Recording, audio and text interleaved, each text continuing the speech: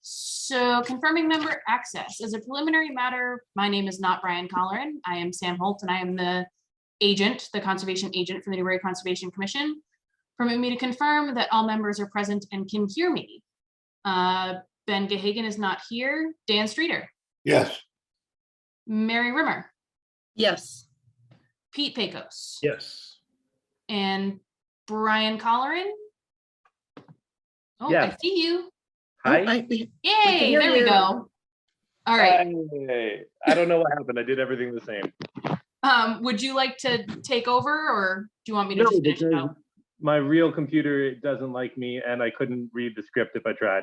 All right, sounds good. All right, and town staff is me, and I am here. Good evening. This January 7th, 2022 open meeting of the Newbury Conservation Commission is being conducted remotely, consistent with the act relative to extending certain COVID-19 measures adopted during state of emergency, which extends the governor's March 12, 2020 order suspending certain provisions of the open meeting law until July 15th, 2022. This order suspends the requirement of the open meeting law to have all meetings in a publicly accessible physical location and allows public bodies to meet entirely remotely so long as reasonable access is afforded so that the public can follow along with the deliberations of the meeting. Please note that this meeting is being recorded and that attendees are participating by video and/or telephone conference, and the recording will be available on the Newbury Access YouTube channel. Meeting materials were provided to the commission members prior to the meeting for review and were posted to the Conservation Commission webpage for public access. Applicants or their representatives may be called upon to speak if needed. Share information on the screen. Please state your intention after you've been called. Before we turn to the first item on the agenda, permit me to cover some ground rules for effective and clear conduct of our business and to ensure accurate meeting minutes. I will introduce each speaker on the agenda. After speakers conclude their remarks, I will go down the list of commission members, inviting each by name to provide any comment, questions, or motions. Please hold until your name is called. For all attendees except commission members and staff, please remember to mute your computer using the mute button or your phone *6 to toggle mute and unmute. When you are not speaking, please use earbuds or earphones with tablets and cell phones. Please remember to speak clearly in a way that helps generate accurate minutes. Please be aware that video participants can see you and that you should take care not to screen share your computer. Anything that you broadcast may be captured by the recording.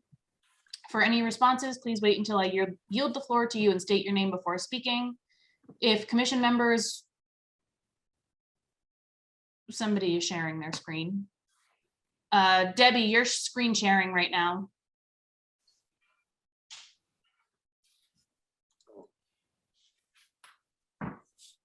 And I don't know how to take that over.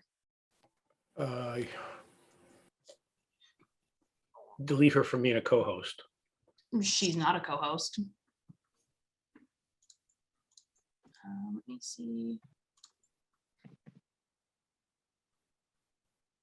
Yeah, we'll just do that so that I take that over. All right, if commission members wish to engage in discussion with other members, please do so through me taking care to identify yourself when you speak. When you wish to speak for public comment, there will be an opportunity for public comment and questions during public hearings. After commission members have spoken, we will afford the public an opportunity to comment and/or ask questions as follows. I will seek questions and comments through the Zoom raised hand function. For video conference participants, to raise your hand, hover over the bottom of the Zoom window below the photo gallery and click on the yellow hand that appears. If you don't see a yellow hand, click on the participants button. A list of participants will open and display on the right. At the bottom of this participant area, you will see an option to click on a raise hand button. Please ensure your name is fully and correctly displayed on the participant list. You may rename yourself by using the more function next to your name. For telephone participants, to raise your hand in a Zoom meeting, hit *9 on your phone's keypad.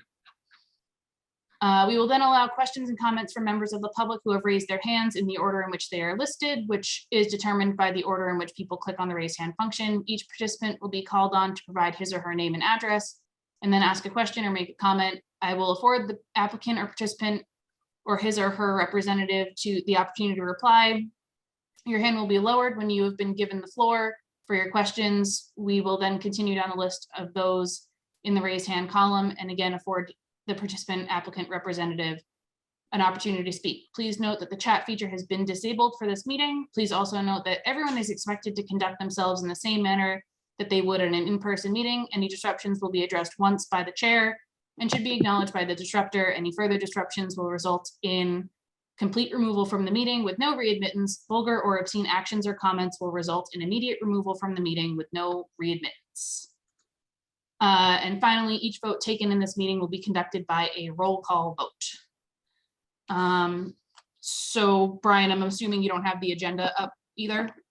No, I've just, I just bought my way in on Zoom. All right. Okay, I can do that. So our next regularly scheduled meeting dates as of right now are July 5th and July 19th. And a note about those, July 5th will be on Zoom. As of right now, on July 19th, we will be returning to in-person meetings. However, please keep an eye out for that. I will make an announcement if the stuff goes through from government people much higher up than I am to extend the order. Rumor has it it's being extended pretty significantly if it does get passed. So keep an eye out for that. Upcoming special meeting dates on June 21st, which is 2 weeks from today, we are having our third bylaw workshop. And then we have minutes from May 24th of 2022, which have been in the Dropbox for a week or so at least. Has anybody had an opportunity to take a look at those? Any I have questions, not. comments, It's like Pete concerns? has. Sorry. I have not had a chance to look at them. Okay. But it looks, Pete is shaking his head like he has. All right. I thought they were good. Thank you. Yeah, I usually look at them the night before. So I didn't do anything last night because sorry guys, all of my usual preparation I haven't done because my desktop is killing me here. Laptop, really, but whatever. So yeah, I'm unprepared. If Pete and Dan have no comments on them, I would make a recommendation. I would make a motion to accept them.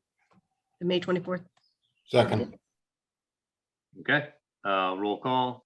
Dan, yes. Mary, Yes. Pete, Yes. and I'll go with that as well. Yes. All right. So on to commission discussion. For other business, we have vacant seats on the commission. Currently, we have 2 vacant seats, and we are anticipating at least 1 additional vacant seat coming up at the end of June.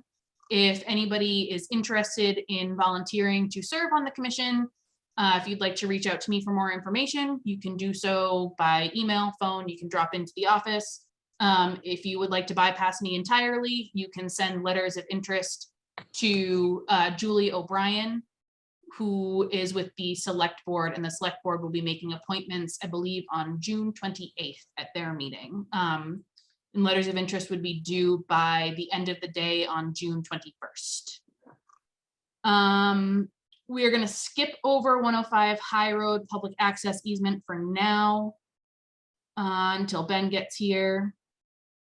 So public hearings, you have Town of Newbury, Parker Street right-of-way, file number NCC 399, a request for determination of applicability for work to construct 350 feet of new shared use path to extend the Clipper City Rail Trail to the Newburyport City line.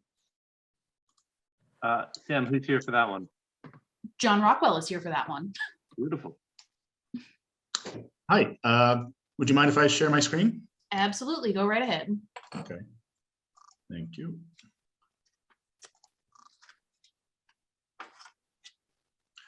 So I'm John Rockwell, registered professional engineer in Massachusetts and the director of transportation infrastructure services with TEC. And I'm here tonight on behalf of the town of Newbury to present the request for determination for the Parker Street Trail.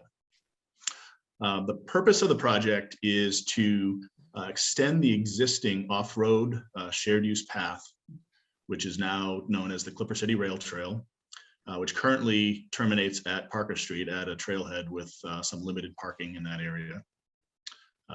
So we're going to looking to extend the path along the north side of Parker Street and to provide a safe, accessible route for pedestrians and cyclists.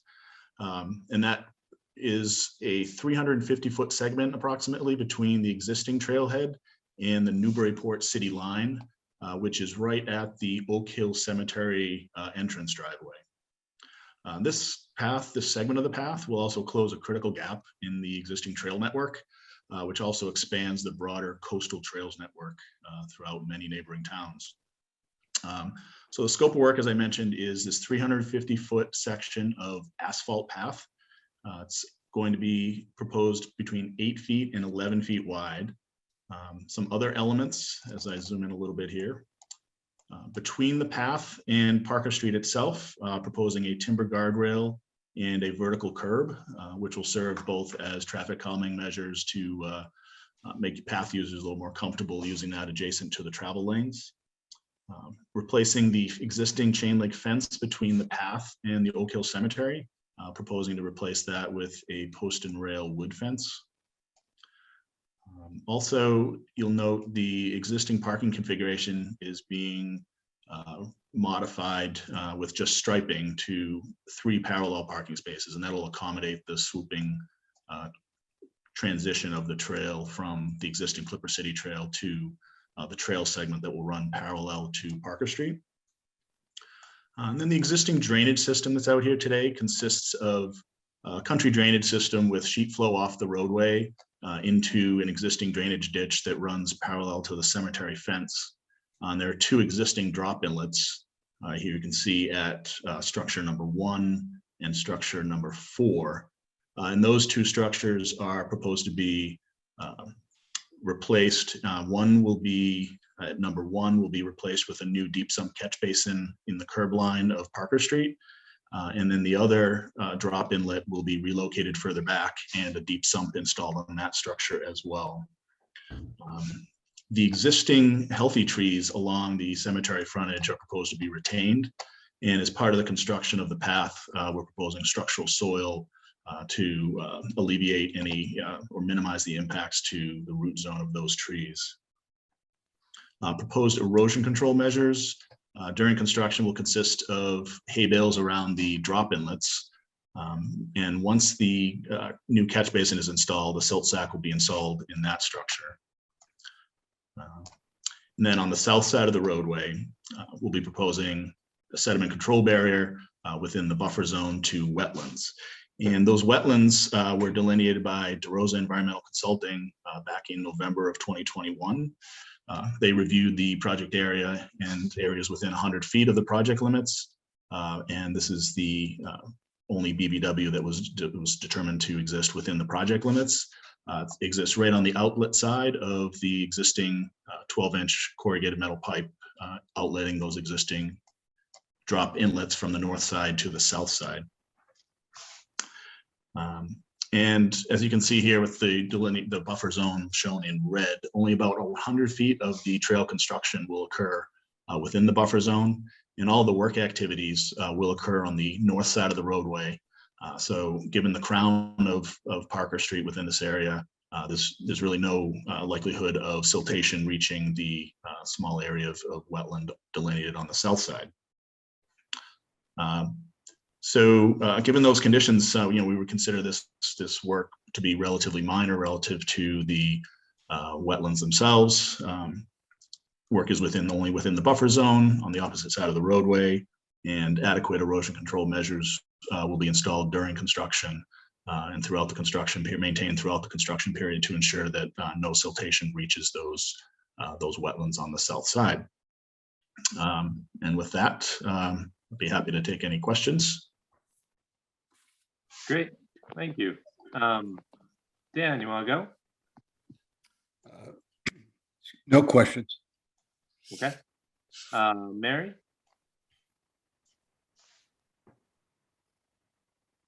Can you hear me? Or am I muted? Yeah, now you're good. Okay. I just want to point out, I had some marginal involvement with the Newburyport section of this rail trail. with TEC. I did the wetland flagging there. I don't think that that precludes me on this particular project. It's for the town. And this is my only question for John is the drainage swale on the north side of the road being eliminated and a closed drainage system put in, or I didn't quite catch that? Yes, that's correct. The path Okay. itself will essentially be constructed. Will fill in the the- swale? Correct, in the area of that existing ditch. And, we specifically asked DeRosa to investigate the areas on the north side, and they confirmed that, in their professional opinion, those areas were not jurisdictional. Okay, that's my only comment. Thank you. All right, thanks, Mary. Peter? No questions. Okay. Yeah, my question just has, similar to Mary's. The outlet, pictured and the wetland pictured. Is there gonna be any meaningful change to the flowage, if you will? No, actually, we're reducing the width to some degree of the Parker Street pavement itself, which somewhat offsets, the minimal increase in impervious area from the path. One function of that is to allow us to avoid some utility relocations, but it also, again, narrowing the travel lane allows us to slow down traffic approaching the trailhead itself. So there is an offset in impervious area there. So we would expect that the outflow to that pipe would not be significantly altered. Okay, and even with the question Mary asked, you don't think that's gonna be an issue, that there won't be too much water? No, there's the drop inlet, again, has a pretty high capacity for inflow. There's not a significant amount of overland flow coming from the kind of the northeasterly side of the existing trail today. So that'll be captured in that single drop inlet. And then the trail itself and the buffer between the trail and the roadway will be pitched toward the roadway, and that runoff will be collected in this new catch basin number 3 here. So I think the existing drainage sheet flow will be accommodated with those two structures similar to the existing condition. Okay. Sam, anything from yourself? Nope, nothing from me. Do you have any hands up in the peanut gallery? Let's see, not that I can see. Looks like we are all set. Okay. In that case, would anyone like to make a motion on this one? I would make a motion to issue a negative determination of applicability. Second. Thank you, Dan. All right, roll call. Daniel, Yep. Mary, Yes. Peter, Yes. and I'll also vote yes. All right, thanks, John. All right, thank you, everybody. Have a good night. Thank too. you. All right. Next up, we have Nathan Gray, 21 Cottage Road, no DEP number as of today. This is a notice of intent for work to replace the existing septic system. We do have Nathan on here. All right. And Sam, just to bring us all up to speed, I know, or I think I know, I've forgotten, what is going on with the enforcement order on that property? Is that closed out and cleaned up? I believe that one is, yes, I've been by there a couple times. It actually does look pretty good. I think the last time we had talked about this, Bill Manuel had said that there were just a couple things left, just some additional removal of like the wood chips and stuff, which it looks like has been done. Okay. From what I can tell, and it looks like everything is starting to kind of make its way back up towards the road. Okay, so did we formally close that, or is it still technically open? I don't remember closing it, is why I'm asking. I don't think we did formally close it. All right, let's maybe add that to the list of, to do some other time. Okay. All right, Mr. Gray, hi, what do you got for us? Like to here to present installing a new septic system. The previous septic system failed Title V, and I'm looking to install a new septic system within the setbacks of the property. And it's a Presby system with a pump. Thank you for sharing that. I appreciate it. Everything was done by an engineer, and there's a qualified installer installing it, licensed and all of that. They are both aware of the silt socks that need to be put down, and just here to answer any questions if the plan doesn't explain it enough. Okay, fair enough. And just to add quickly before you guys get into discussion, I believe, Nathan, that this has gone through the Board of Health and they have approved it, correct? Yes, thank you. Okay. Okay, thank you, Sam. So Daniel, you see anything? I don't really have any questions. Okay. Mary? No, I'm happy to see it's moving ahead, and I just don't think we can close a hearing without a file number yet. So I think we just, would have to continue it, but maybe have orders prepared so that we can vote on them at the next meeting. Right. Peter? No questions. Okay. I am not seeing anything. Yeah, I'm not seeing anything special here. So yeah, keeping in mind what Mary said, what that means, Mr. Gray, basically is that we can continue. We have to wait until we get the file number, but obviously we didn't ask any questions. So unless something new turns up between now and when we get the file issued, which is possible, yeah, we seem as if we're okay with that. The DEP website says, excuse me, Brian, that they're waiting for the fee to clear revenue. Yep. And that I meant to check the tracking on that because the fee did get mailed out. I meant to check the tracking on it to make sure that it had been delivered today, and I forgot. I know the Postal Service is taking their sweet time with things lately, so I am assuming that it's probably just going very slowly.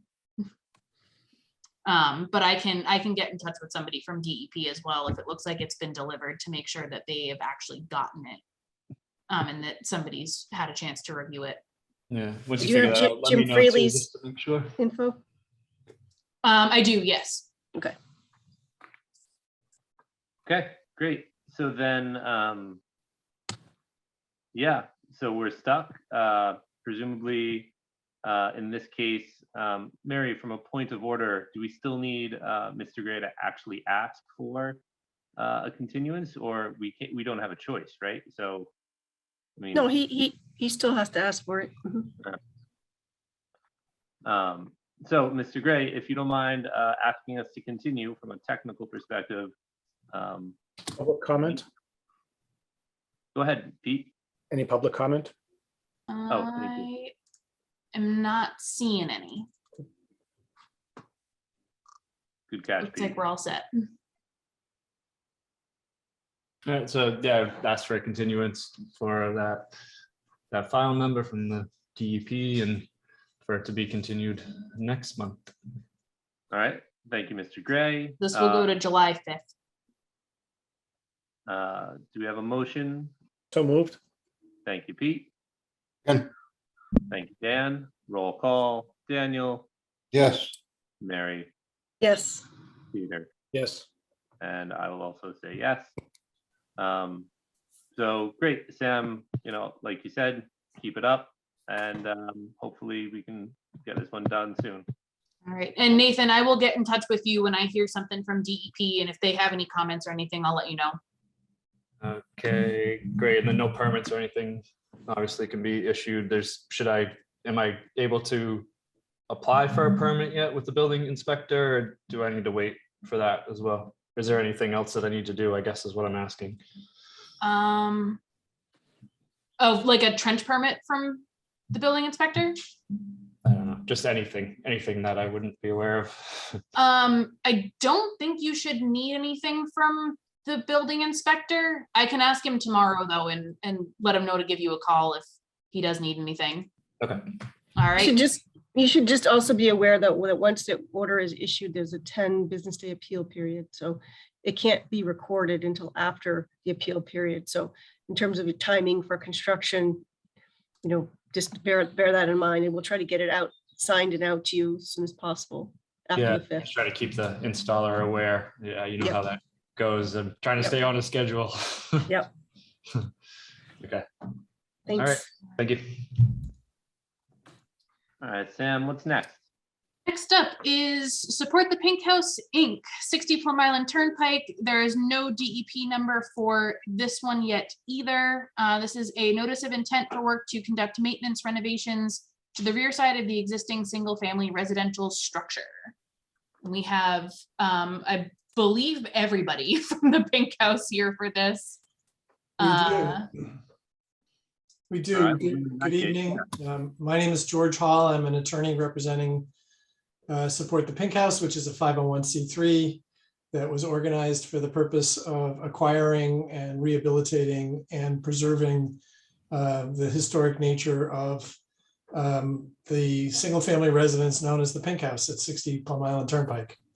I have with me Rochelle Joseph, who is president of Support the Pink House. Steve Sawyer, who prepared the plan, is also here. We have several members of the board of Support the Pink House and other folks who have played the role of advisor or consultant, and I won't name them all. And if any of them choose to speak, they can identify themselves. But what we are here to do is to obtain approval for a little bit of work on the south or rear elevation of the house. In fact, Samantha, if you could go to the second page of the project description at the beginning, I think it's probably page 2 of the PDF. The photograph that we've included there is probably gives you a good sense of the existing conditions. This is the south elevation of the house. You can see there's a deck addition, a 1-story, very small addition, and then a kind of a rambling garage structure that are all located on the back that are in poor condition. In negotiating and developing the historic preservation restriction that we are going to record in this house, and in our negotiations with the U.S. Fish and Wildlife Service, it was agreed that these are not useful or historic and they should come down. And what we were proposing instead is the 1-story addition shown on the plan. Thank you, Samantha, that we put up a second ago, which mostly overlaps the footprint, but adds a little bit, as you can see, sort of in the center and to the southwest side corner of the property, but also removes or pulls back part of that easternmost addition that currently extends to within 13.8 feet of the wetland flag. I should back up and say the wetlands here, which is salt marsh, was flagged by Bill Manuel some time ago. The wetland resource areas on the site are salt marsh and land subject to coastal storm flowage.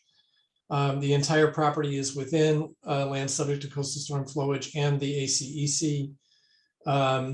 However, the work that we're proposing here will not directly alter or indirectly alter the salt marsh. It all occurs within land subject to coastal storm flowage. As you can see, there's the outline of the old gravel driveway, which wrapped around the rear of the house. That's also sort of nicely visible on some of the old aerials that we submitted with the notice of intent. The proposal here would be to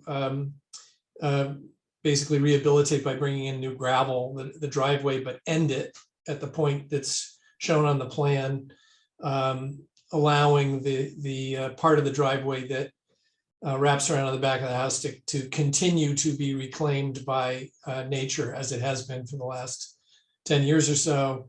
A little turnaround area will be added near the northwest corner of the house, further away from the wetland area.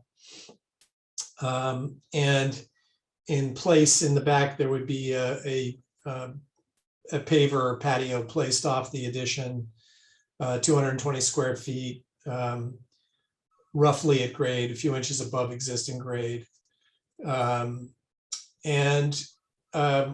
Our contention is that this is fully compliant with all the state performance standards. We received a letter today, which I believe has been distributed to the commission from the Natural Heritage Program, determining that this will not have an adverse effect on any rare species habitat or result in the take of any rare species under MISA. So they've signed off on this project. I think the impacts are pretty much neutral, and we hope for your approval of the project. And we're here to answer any questions you may have. All right, great, thank you. Sam, I'm gonna start with you. Anything that you've seen, heard, received that would be relevant? I have had nothing. I haven't had any questions about this one at all. And I didn't really have any concerns about it. Okay, great. In that case, Daniel. So I'm just kind of, I would say I don't, maybe it's not necessary, but I'm kind of wondering about the flagging. It's a bit old. I wonder if it probably doesn't even matter, but I don't know if a site visit or just individuals going by looking at the site, that might be valuable. And then the whole question of floodplain and whether this addition needs to be, it's not elevated. I think I'm seeing 6.77. I assume that's some sort of ground elevation there, or floor elevation, or so maybe somebody could kind of clarify how high the floor is relative to flood elevation. Would you like me to handle that one? This is Steve Sawyer. Yeah, that would be great. Okay, so the new addition matches the existing elevation is 10 point, the threshold here at 10.22, 10.22. So it matches that existing threshold. It is pile supported. So it's not a solid foundation. The existing building is solid foundation, which is to remain. I believe it was granted, due to the historic nature, is granted a waiver to meet the 50% requirement of 50% of the value of the home required to be brought into full flood compliance. So I believe it received that relief because of the historic nature of it. So in the existing flood zone, I believe is 13 there. It was raised from, what was it, 88 to 13 with the new flood maps. Yeah, thank you for clarifying that. I mean, I think it's all good stuff to know. And the only other, I would question the other members of the commission, just whether you think that there's any reason to review the wetland line.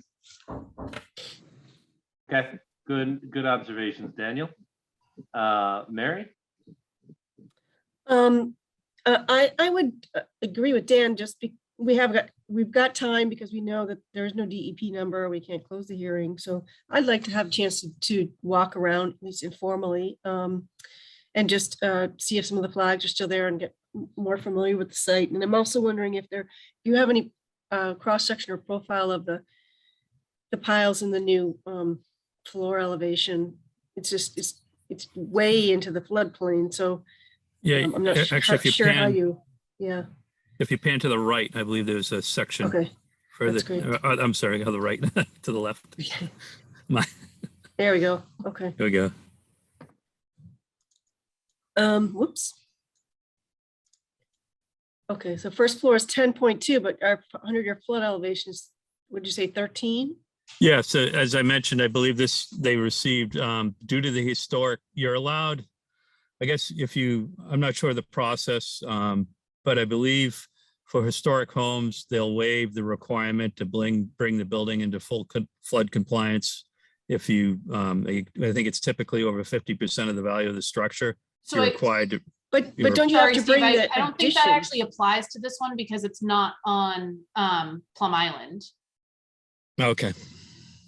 Yeah, that's the local bylaw, but FEMA regulations and building code, I thought, required the addition to be fully flood compliant. If you're, it's new construction. So that's, you might want to just look into that because I'm not sure that is. Looks like Tom might be able to shed some light on that. Yep. Good evening, Tom Hughes with Hughes Environmental. I guess I'm one of the many people who's been brought into this thing on some level. Yeah, so we actually deal with this. A classic example is Water Street in Newburyport. There is an actual exemption in both FEMA and the building code for historic properties that meet certain very strict conditions. They have to still retain their historic designation after the work is done. So the work that's being done isn't so much that it's going to ruin the historic nature of the building, and therefore it gets granted from the substantial improvement a complete exemption. So you are allowed to build within the flood on both the building code and the FEMA requirements. It's a very similar type of standard to the one that the commission dealt with on the town's bathrooms up at on Plum Island, where there's a different type of exemption, but there are certain carve outs within the FEMA and the building code for Okay. flood. And this is one of those. So that's why when you drive down Water Street in Newburyport, which is in the velocity zone, you don't see all these historic homes being forced to be put up on piles, Right. 17, 18 feet up in the air. I thought that it applied to the new construction part of the home, not. No, Obviously, as long as the overall. work being done isn't such that it changes the historic nature of the house. Okay. That, yeah, I mean, look into that. That's helpful. Thank you. But what happens between elevation 6.5, 7 at the ground elevation and the bottom, the lowest horizontal member is, you've got 3 feet. Is that all open? Will that be maintained open under the building? Yes, that is to be maintained open. Okay. And then the patio, what's the surface proposed for the patio? We haven't designated whether it was going to be permeable or permeable or impermeable, just the standard paver or permeable. I think there's really not a water quality issue, and as far as runoff where it's tidal, I'm not sure if it's necessary, if it provides any benefit.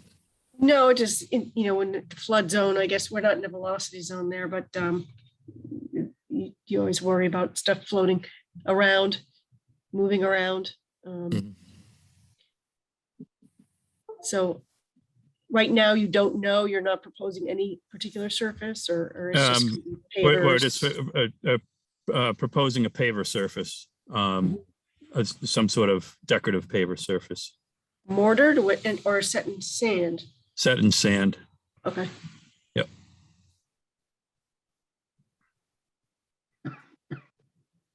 I Okay, think that's all Mary? my questions, Brian. Thank you. Okay, thanks, Mary. Peter? Nothing at this time, thanks. Okay. I am gonna sort of follow up with what Mary said. The AC unit and the propane tank and all that, are those, tied down? Those would end up being hung on a rack, probably on a rack on the side of the, or supported on a rack from the bottom, but up above, up at elevation above 13. Okay, They've been placed so they're not in front of a window. okay. And then sort of following up again with what Mary said and with what Dan said, functionally speaking, not getting into the regs, but what is the purpose of having the new build be at the current height? If you go higher, does it miss the door or something? I mean, If you think about it, you would need to be 3 feet above, it's meant to be, number one, it's meant to be all first floor living. It's a 1-floor addition, is not to change the appearance of the building. It's meant to blend in with the back and kept at the same elevation. So you'd end up having 5 or 6 steps from the main part of the main use of the building up to that rear addition.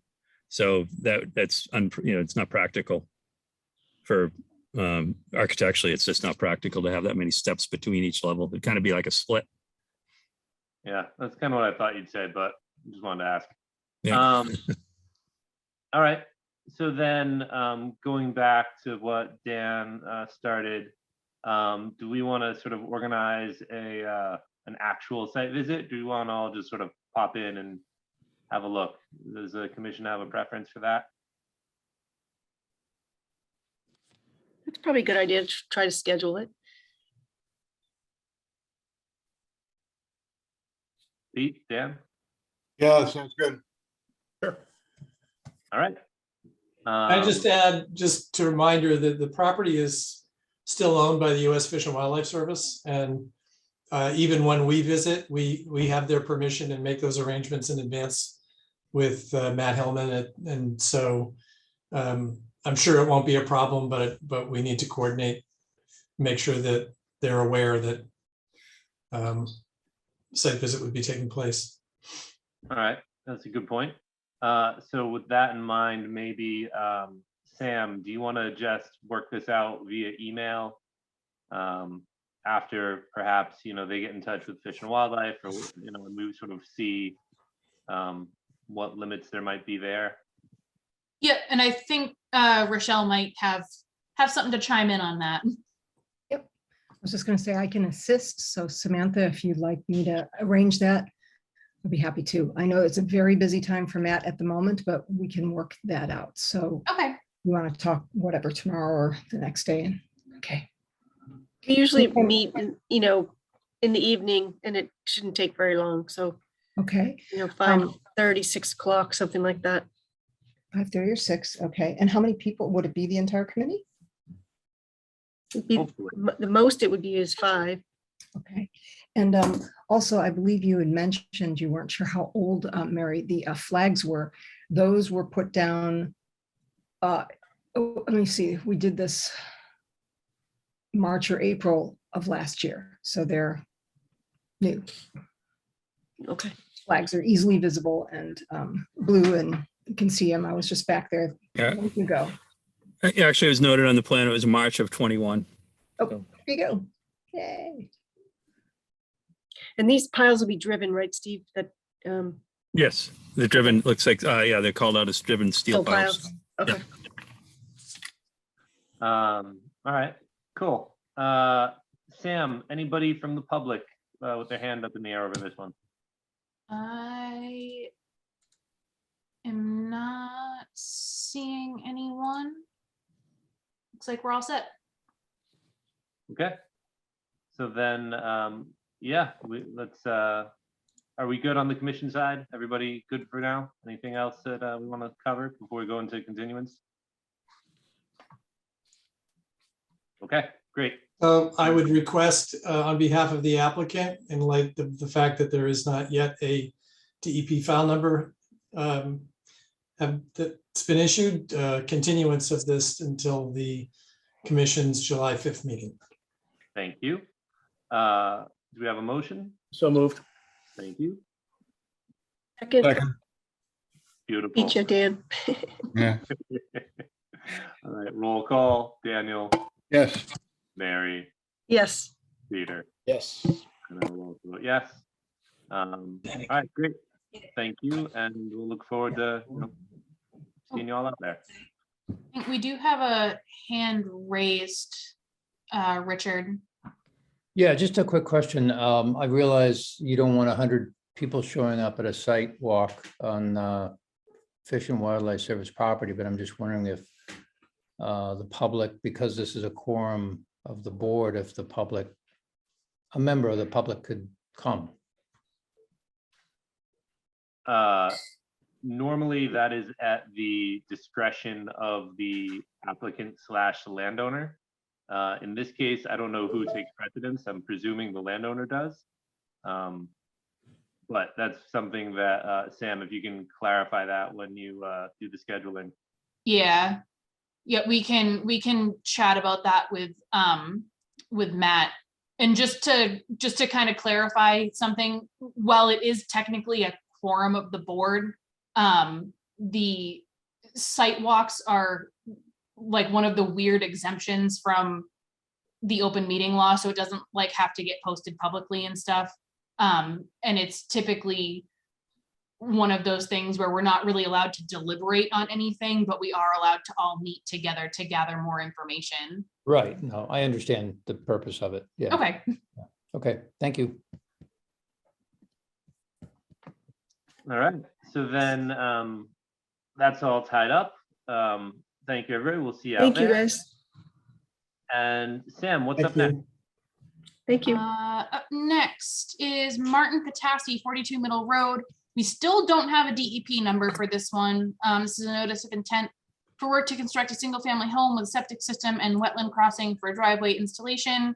Work will include restoration and mitigation. This is continued from May 24th, actually, not May 3rd. And I don't think, it doesn't look like we have anyone here for this. Unfortunately, I missed a call from Kristen earlier today and didn't get a chance to give her a call back until well after she had left the office. But I'm assuming it was probably to continue. I did do a site walk with them 2 weeks ago, I think. And several revisions were made to the wetland line, actually to a couple of wetland lines. I'm still waiting on getting the actual plans from them, but there are, like, I took a picture of the notes that we took in the fields from that, which are in the Dropbox in case anybody wants to look at them. And I believe it was a revision to the B series, and I can't remember which one was up in the top corner where they're doing the replication, but that one got changed as well. And because that line was revised to be more conservative, they actually changed up the location for the, or they're going to change up the location for the replication. There was also, we located some what appeared to be standing water and kind of mucky, muddy conditions. It was very obviously wetlands off towards the edge of Highfield Road. That is all off property, so they couldn't delineate that. They are going to get delineations through GIS and put those on the plans just to show that it's there, and indicate that it is that it was located with GIS as opposed to in the field stuff.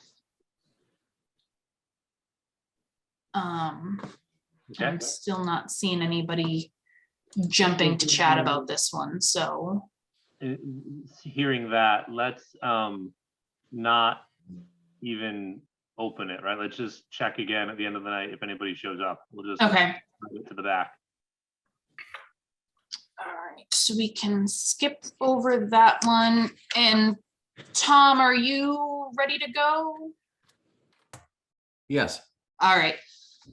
Okie dokie. So now we have David Davis and Judith Downs, 32 Northern Boulevard, file number NCC 400, a request for determination of applicability for work to remove existing stairs and a portion of a deck encroaching on the adjacent property and reconstruct the structure entirely on the project site.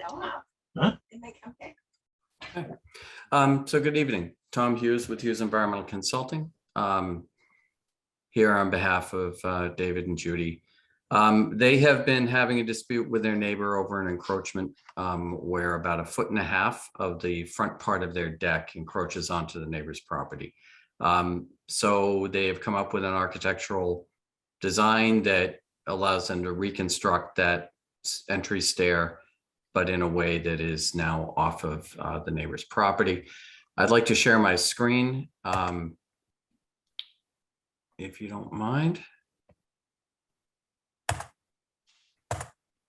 So let me, so this is the property. And you'll note that we have filed this under 32 and a portion of 30. And since it's an RDA, we have sent a copy of the RDA by certified mail to the owner of the other lot, who's Christine Florio. I've provided a certified receipt to Sam. I have not gotten a green card back, but it was delivered on June 1st. So basically this little corner right here, despite the assessor's line, is where the encroachment occurs. So what is involved?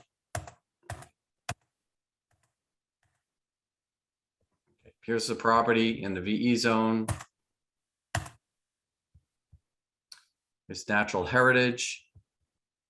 Basically, what we have to do is remove all of this, and it's all ladder work. There's no heavy equipment or anything required. Trucks and everything would be in the existing driveway.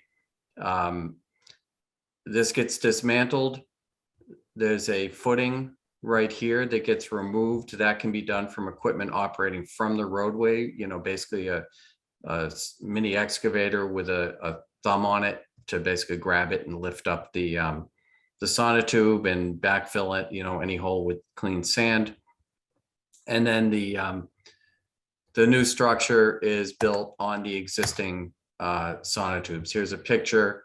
This is the encroaching corner.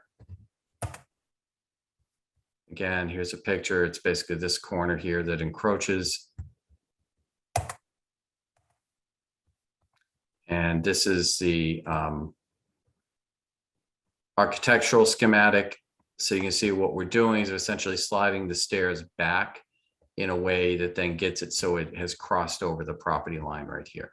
So this is what we're trying to resolve right here. It's a really tiny amount of work. It's on the street side. And it's all kind of ladders on the dune. Any damage would be repaired. But it's a very light footprint, and we are asking for a negative determination for that work. So we've also given you these the sort of profile, so you can see how we've moved the stair back and basically shrunk part of the deck to make that work. Okay, great. Thanks, Tom. Yep, and so here's also a site plan view of it. Okay. Daniel, do you have a preference for which plan view you'd like to see for your Q&A? No, no preference. I'm just sort of, I'd say my only question is just how this is taking out sonotubes and putting what concrete post support. What could you elaborate on that, Tom? Yeah, so because basically we're going back and reusing the existing supports. So we're not putting any new support in. We're working off all of the existing ones. What we're taking out is the support for this existing piece right here that gets removed. So once we've removed all the framing from those posts, we reuse those sonotubes. We're reusing those, Okay. reconstructing right on them. And then this is within reach of the pavement. So, you know, what I envision is it's an excavator with a thumb on the bucket that just basically reaches over, grabs that and lifts it up. So, yeah, no new foundation, just Nope, removal. no. One pier is going away. Everything else Exactly. is the same. Yeah, it's very minimal amount of work. All that, you know, there'll be no disturbance in the dune other than the workers walking, carrying materials and putting up ladders. Okay, thank you. Yeah. All right, Mary?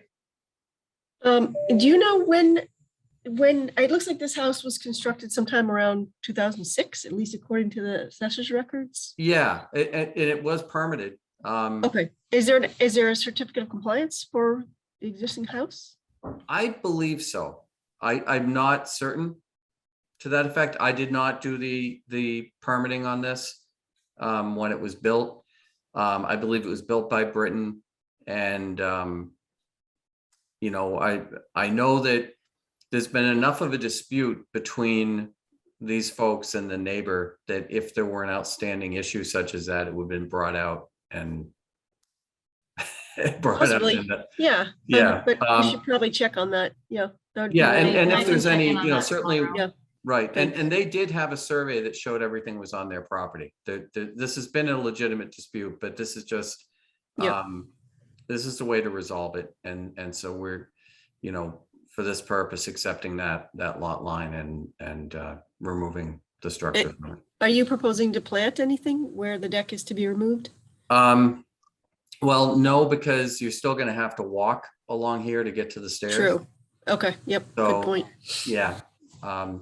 You know, obviously, if there's any damage, we would restore that. And we still, you know, we still need the okay from the other landowner to put the ladders up and do that work, but they've been trying to get the encroachment removed. So hopefully they'll be cooperative in that effort.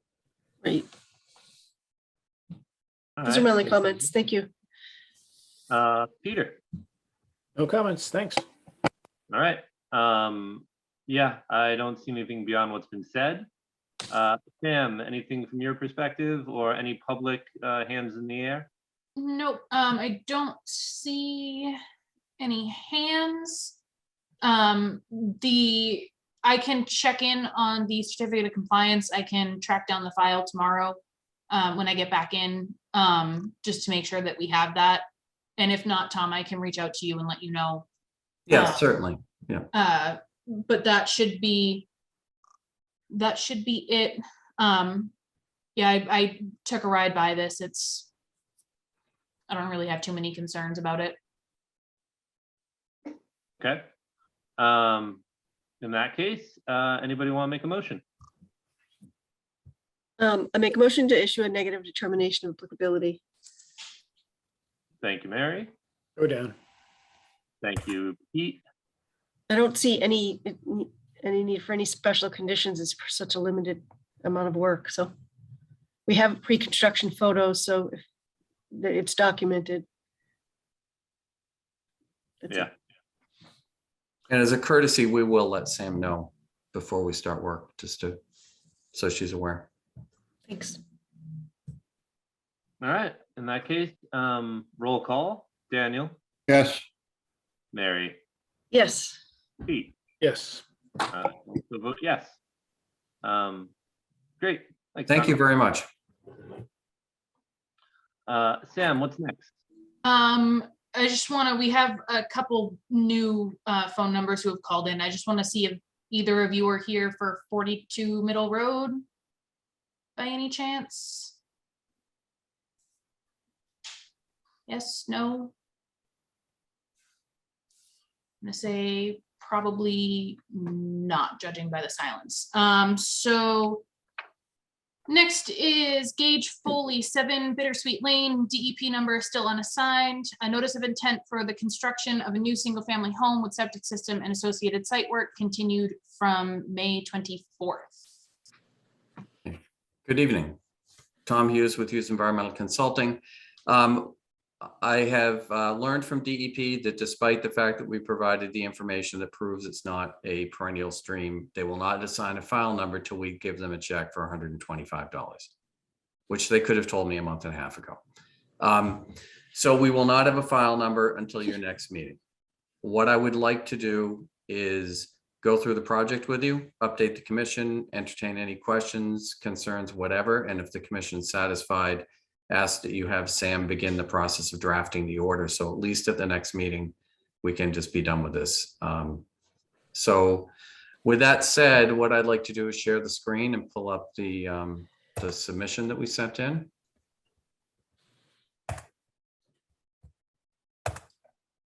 Okay, so let me get to. Okay, first of all, I did not submit this, but I did want to show you the stream stats watershed is tiny for this area. It's 0.0711 square miles for this stream. And I'm not convinced that this entire watershed actually drains here anymore. I think some of this is being cut off by by the stormwater management.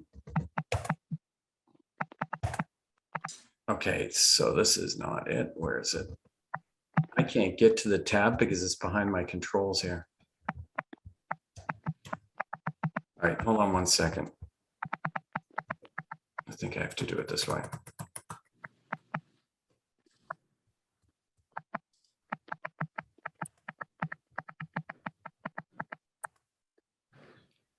All right, this is annoying. Give me a second to just reopen. I'm gonna have to reopen it. The tab for this on my computer is right behind the Zoom controls.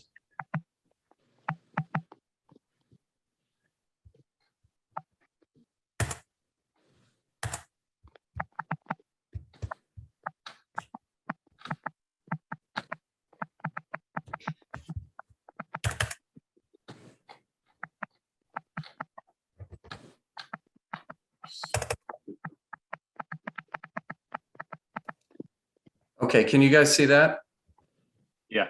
Okay, so A, B, C, and D. D is at the far pipe opening. C is where there's an outlet and an inlet. B is at the inlet to this longer pipe. And A is right up where there's a convergence of water coming in from under Bittersweet and water coming from the main wetland system up here.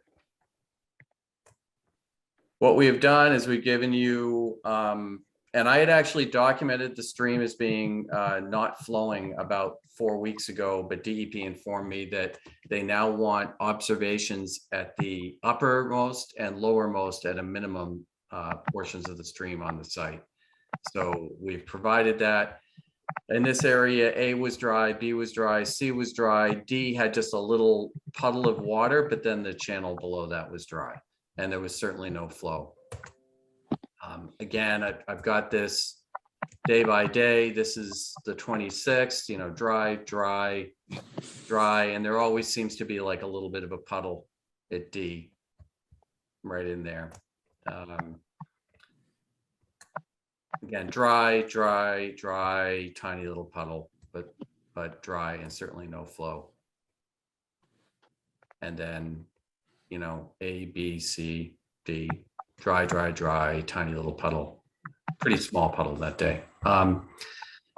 So anyhow, so you can clearly see 4 consecutive days, no flow. So it's my conclusion that this is an intermittent stream, and therefore not a perennial stream. So now let me just grab the plan. We made some updates to the plan, including moving the septic away and showing replacement of the pipe. If you remember, the pipe out there had a bend to it. So just give me 1 second. I have it open, I just can't get to it because it's still behind the control point on that thing. Okay.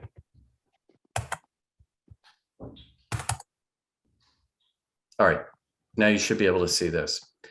Okay, so I'll have Steve go over this, but as you may recall from the site visit, that pipe kind of goes out and has a bend somewhere around here and then bends back into that area where my observation point C is.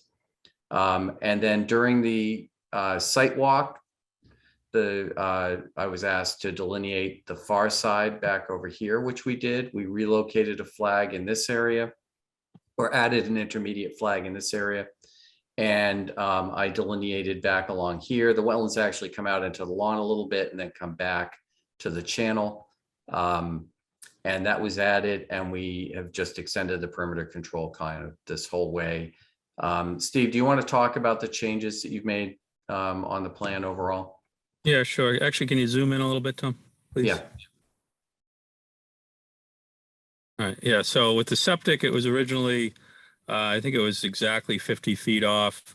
And I think I rotated it 90 degrees, pulled it back, and pulled it back, I think 10 feet. So the closest we are to that point of the resource area is 60 feet. pull that back, and it's still within the test pits that were completed. So that was a change. It's a filled system, trench system. It'll be pressure dosed trench system. Fairly standard construction size for a new 4-bedroom home with reserve area between the trenches. So that's the change to the septic. One thing we did add was for the common driveway. If you'll note to the north, you probably zoom out a little bit, Tom. Yep. As part of the common drive, it's going to require to be widened to 16 feet. So what we're providing is it's slightly super elevated towards the south, planned south. And so what we've done is provided a diaphragm, a stone diaphragm drip edge basically pick up and infiltrate water at the edge of the pavement along that paved area. I don't believe we changed anything to the house location. I believe that remained the same as the previous presentation.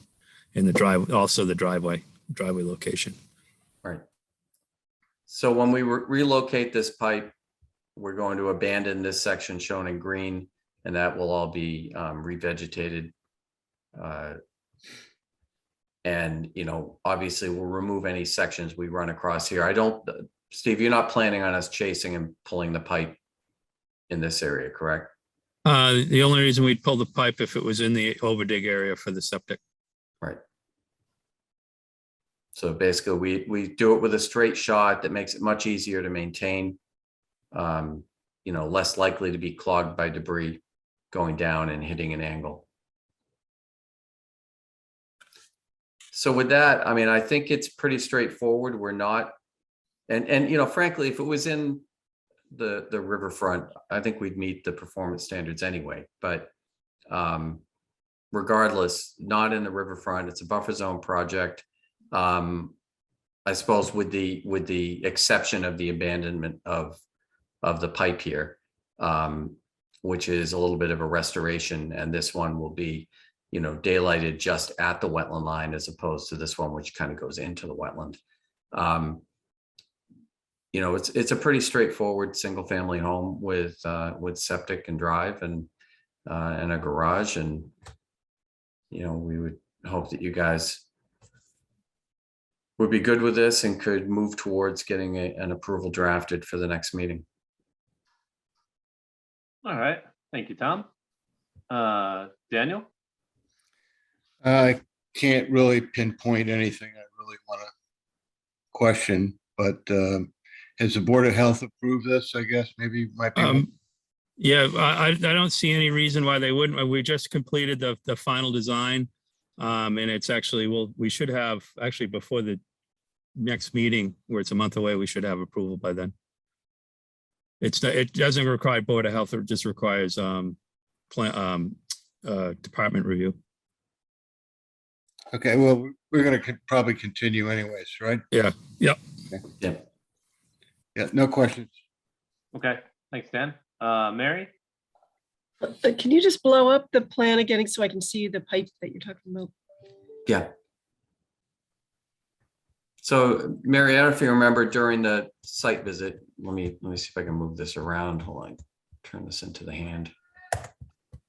Okay. So the pipe, you remember there's this sort of very swale-like area comes in, this inlet, and that pipe heads off in a direction that doesn't look like it's headed toward outlets, and that's because it comes out, bends, it bends again, and dumps into here. So I'm flagged here, the outlet of the pipe is, 7-8 feet into the wet area there. So what we're looking at doing is we'll do a straight shot and then kind of right at the wet edge, have it discharged there. Okay, that's what I thought. I just couldn't see it very well. Right. So you're moving the stream and straightening it. Yep. Do you need any velocity dissipator at the end there? What It would do you just think, be Steve? it's just a flared end section that will dissipate, probably just drop a few stones at the end. From what we've seen, there's been any flow, it's just very slow. And when it does flow, it's it's such a flat area, it tends to just smear out and absorb. I think it tends to absorb before it flows. And if it does flow, it's just very, very slow velocities, minor velocities. Probably could, I would think we could shrink the pipe, but I'm just replacing the pipe in kind just to be safe. Yeah, Mary, I think you And- might have seen it, and it's like whitewater conditions, about as fast as it flows. That wasn't very much. Yeah. No. Okay, thank you. That's all I had. Thank you. Okay. Peter? Oh, I'm good. Thank you as well. Okay. Tom, do you know the New England wetland mix? Is there a species list with that one? Yeah, I mean, I can send it, I can send you the PDF. I mean, it's a nice native, you know, wet mix. It's kind of the standard that's used everywhere.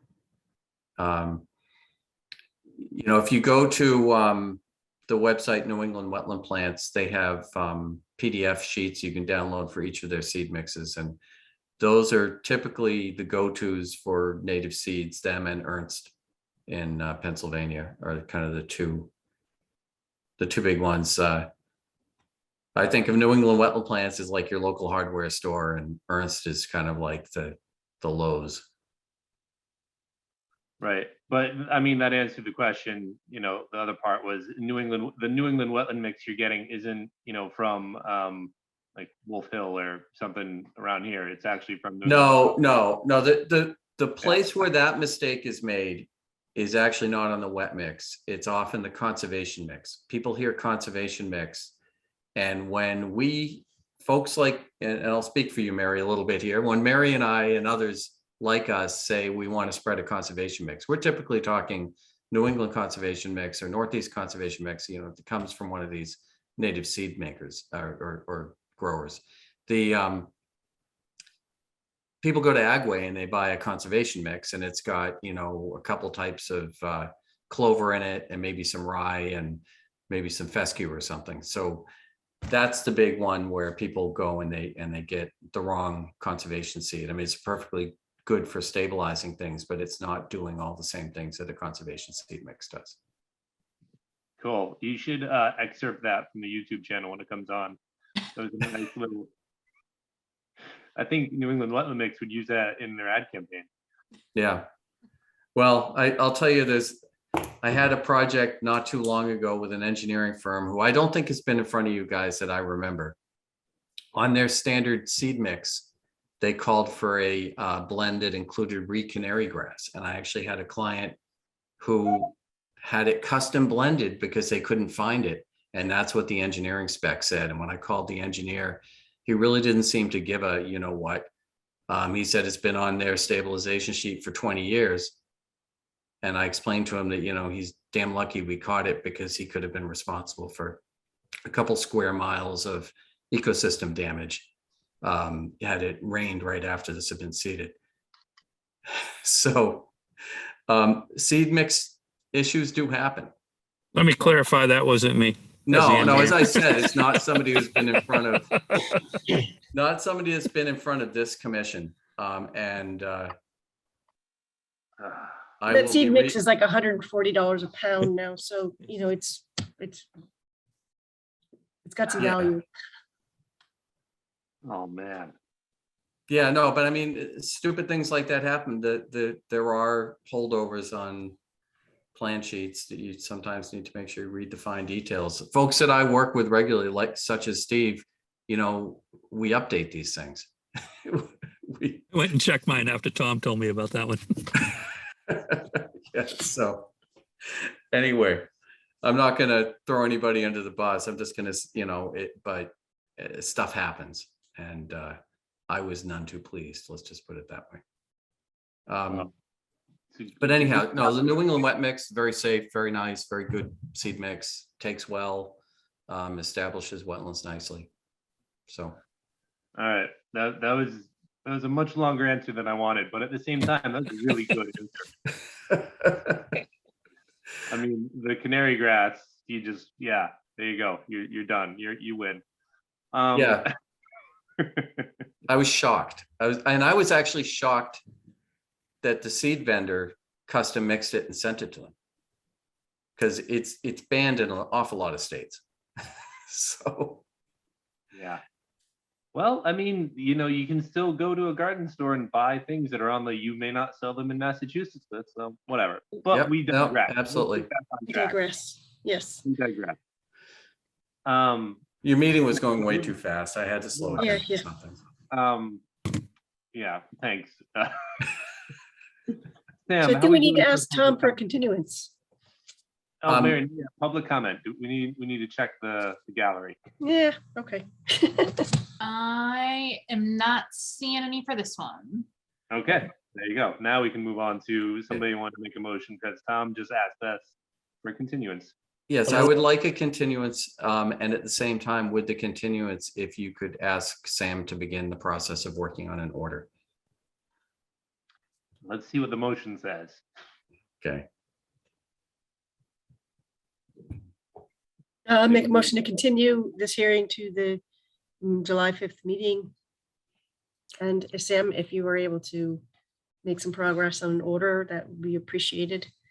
Can you that? Second, Okay, first and second, roll call. Daniel, Yes, Mary, Yes. Peter, yes. and I will also vote yes. Thank you very much. Thank you. Thank you. Sam, what's next? I just also wanted to mention, we do have Ben in here now. He came in a little while ago. Next up, there he is.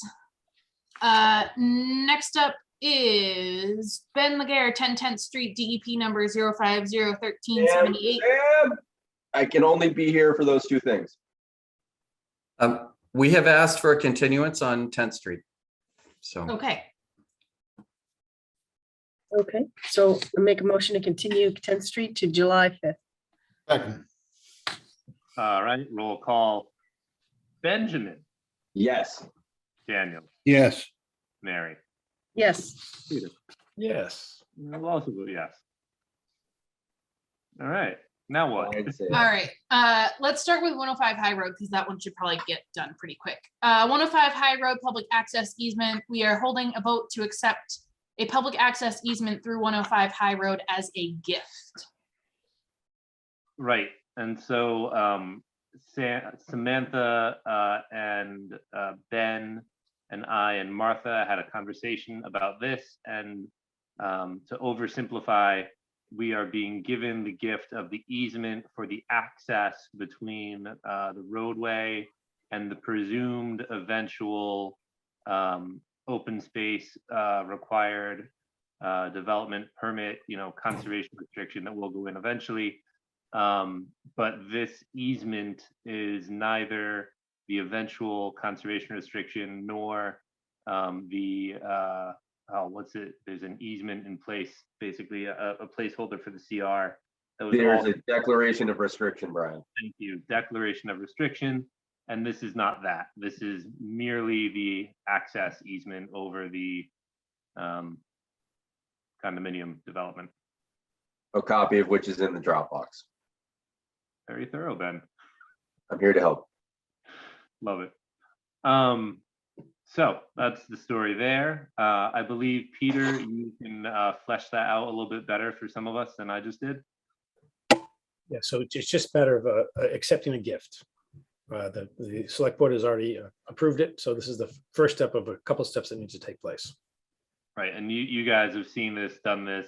You got all your rigmarole. This is the next step that needs to take place, right? And Cool. Ben, do you have the motion language? Perfect. Ben's gonna make the motion on that one. And it looks like maybe Matt has something. I do not. My name is Matt Gaines. I'm an attorney with the law firm of Marcus Orrico, and I represent the applicant and developer. I have no comment. So far, everything's going just the way I hope it would, but I'm here if there is any questions. My only comment or question will be at the end, just more the logistics of when this actually gets signed and when I can pick it up. I'm hoping ASAP is the answer, but we can talk about that after the motion, I guess. Okay, so then that being said, let's go around, ask questions. Daniel or Ben, do you have any questions about this? I had the great privilege of speaking with Martha extensively, so I do not. Okay. Daniel, Nothing. Mary, No, Peter. No, Okay, I don't have any questions. Sam, do we have anybody here from the public? It does it's not a not public hearing. Not a appear, public so hearing. yeah. Oh, habit. The one time I don't need to do it, and I do it anyway. All right, why don't we let Ben take it away?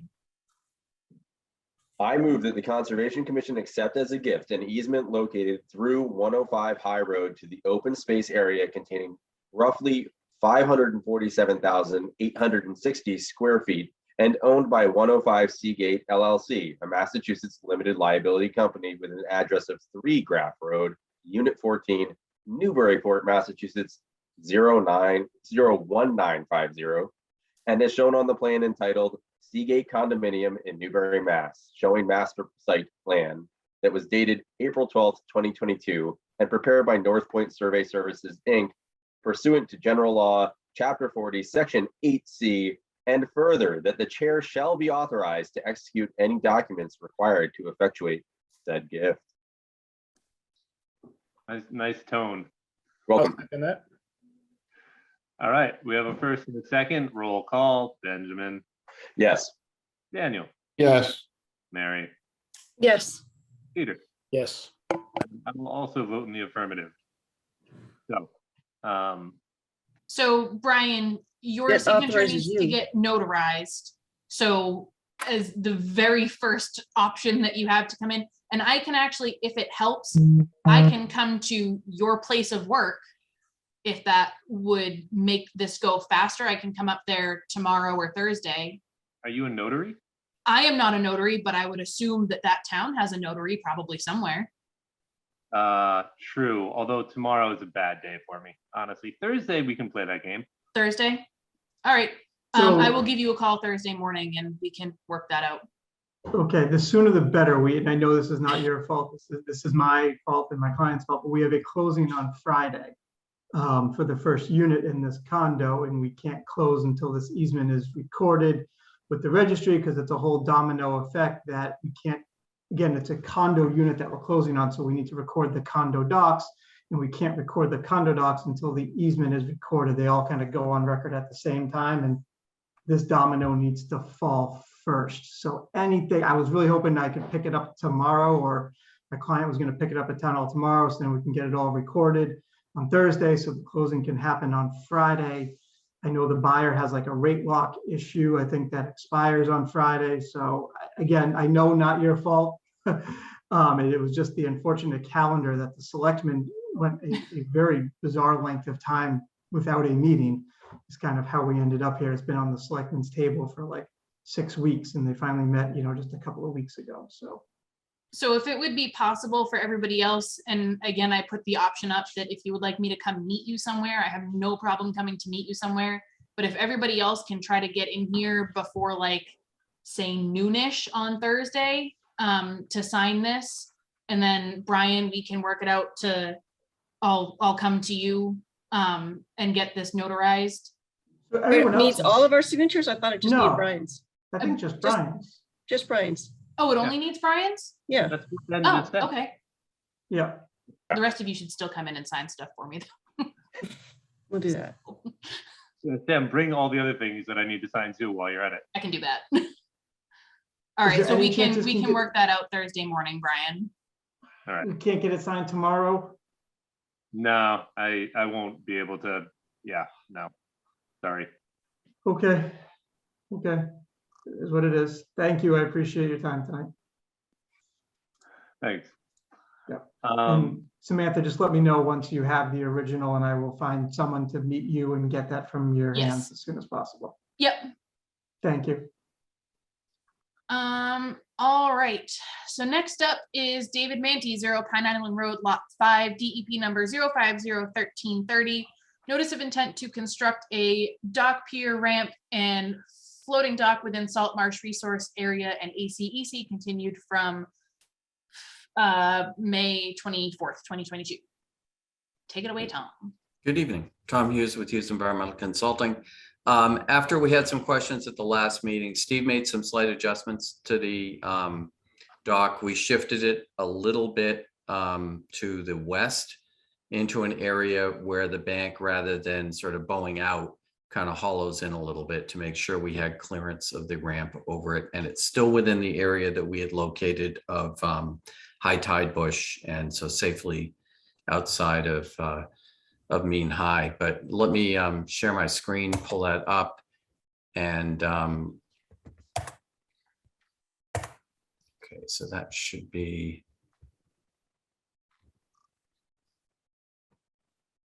Oh, this is great. I know what I need to do to this.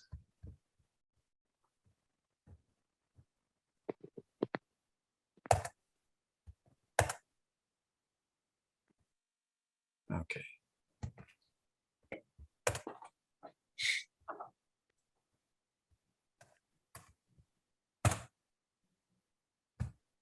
There, now you should be able to see it.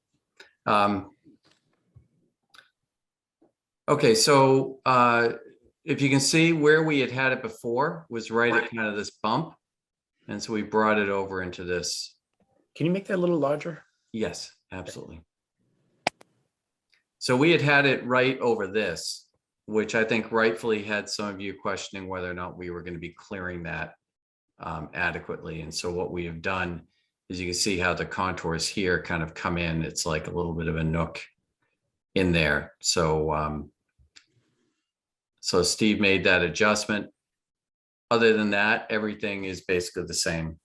And it's still in that exact same sort of vegetation profile.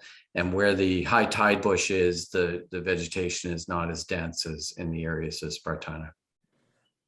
So. Yeah. Thanks, Tom. Let's do the routine again. Daniel. Ben here. He is here. Oh, you're right. He is here. Ben, why don't you go first? You are alphabetically ahead of Daniel. I am alphabetically ahead of Daniel. I have no questions at this time. All right, now Daniel. Okay. So yeah, the last time around, I actually asked a question. What is your intended clearance for the gangway above land? In other words, if we were trying to pinpoint exactly what your intent was there in terms of clearance, is it just 1 foot, or is it just no contact? No, well, here we actually, so we did what we did do on this plan. Maybe you can see the in bold, you see it, floating, and then in red, it's resting on the ground, and you can see now it's a much better. What happened was that bank protruded way out. This is a much better angle of attack. That was actually a great comment. And now you can see that we have ample clearance from the banking now, probably about 24 inches. Yeah, I think what I'm getting at is we may consider some conditions where, if there's some change in the site, what's the minimum clearance for the gangway? What's your, it seems like you were, as long as it didn't contact, we're happy with the gangway. Everything else is 1.5 to 1, right? Yeah. Yeah. Tom, you got any input on that about well, first of all, if there's a change to the site, I don't anticipate accretion. So the clearance is not going to get any less. I think, what's happening in the salt marsh is, the cleaving off of the banks, which is how the marsh responds to sea level change. And if anything, it's a matter of the bank eroding back to the structure. And I think we are certainly open to a condition that, should any conditions change at the site that require modifications whatsoever to the approved design, that we have to come back to you, or any major repairs or rebuild or anything like that, that we have to, inform the commission and go through whatever process is appropriate at the time. But I mean, what we show for clearance right here is actually pretty good for the gangway. For the solid portion, we have 1.5 to 1 the width. And that's why this section of it is only 2 feet wide. And the gangway itself is only a 2 foot wide gangway. So, you know, we're maintaining a pretty healthy clearance over that. You know, is this going to be absolutely perfect? Could there be a point where it's just a little bit under the 1.5 to 1 possibly, but I don't think we're going to be clipping the bank at all with the structure. Okay, thank you. And another one is just, do you have a plan to how to get that gangway off for the off season? Yeah, so this is fairly standard, right? You wait for a pretty high tide, usually a king tide or high spring tide, and you essentially bring the float up, and you kind of basically bring the ramp onto the float, and then you pull it out on that. Yeah, I mean, I'm just sort of wondering, the float has legs on it, you know, can you get to the middle of it? Is it the float got enough buoyancy to hold a 20-foot long aluminum gangway? Those kind of questions. Yeah, I mean, I would think it would, and if not, you know, the installer, there are dock installers who do this stuff all the time, and they find ways to move these gangways. You know, we have absolutely no intention of it being stored in the marsh in any way, shape, or form. That will be removed from the site with the floats at the end of the boating season, as will the removable ship's ladder at the end of the dock there. You know, we just would leave the permanent platform section in place. Okay, thanks. Yeah, okay. All right, Mary? Tom, we had talked at one point about making the decking removable as well. Is that? Well, so it's proposed? through flow decking, Yep. which, you know, technically you can remove the screws and pull the decking. I'm not sure that that's the best course of action. I mean, it's really during the growing season is really where you want as much light getting through, and it's really going to be when the dock is dormant, the veg is It's not dormant. really about the vegetation underneath. It's just about making it inaccessible while there's not a gangway there. So Right. Well, so there's time of year, if the gangway goes in late spring, but somebody wants to use it, we just don't want people scrambling up the bank to get onto this thing. And if there's any Yeah, decking, then they wouldn't do it. That's just was one thought. It might not be practical. It's just something that we had discussed at a previous meeting, and I don't yeah, remember I mean, how it was resolved. right. It's doable. And if the commission felt that was the only way they would approve it, I'm sure we would accept that Yeah. as a condition. I don't think it makes a lot of sense, because at the point where you're no longer using this, it is really the end of the boating season.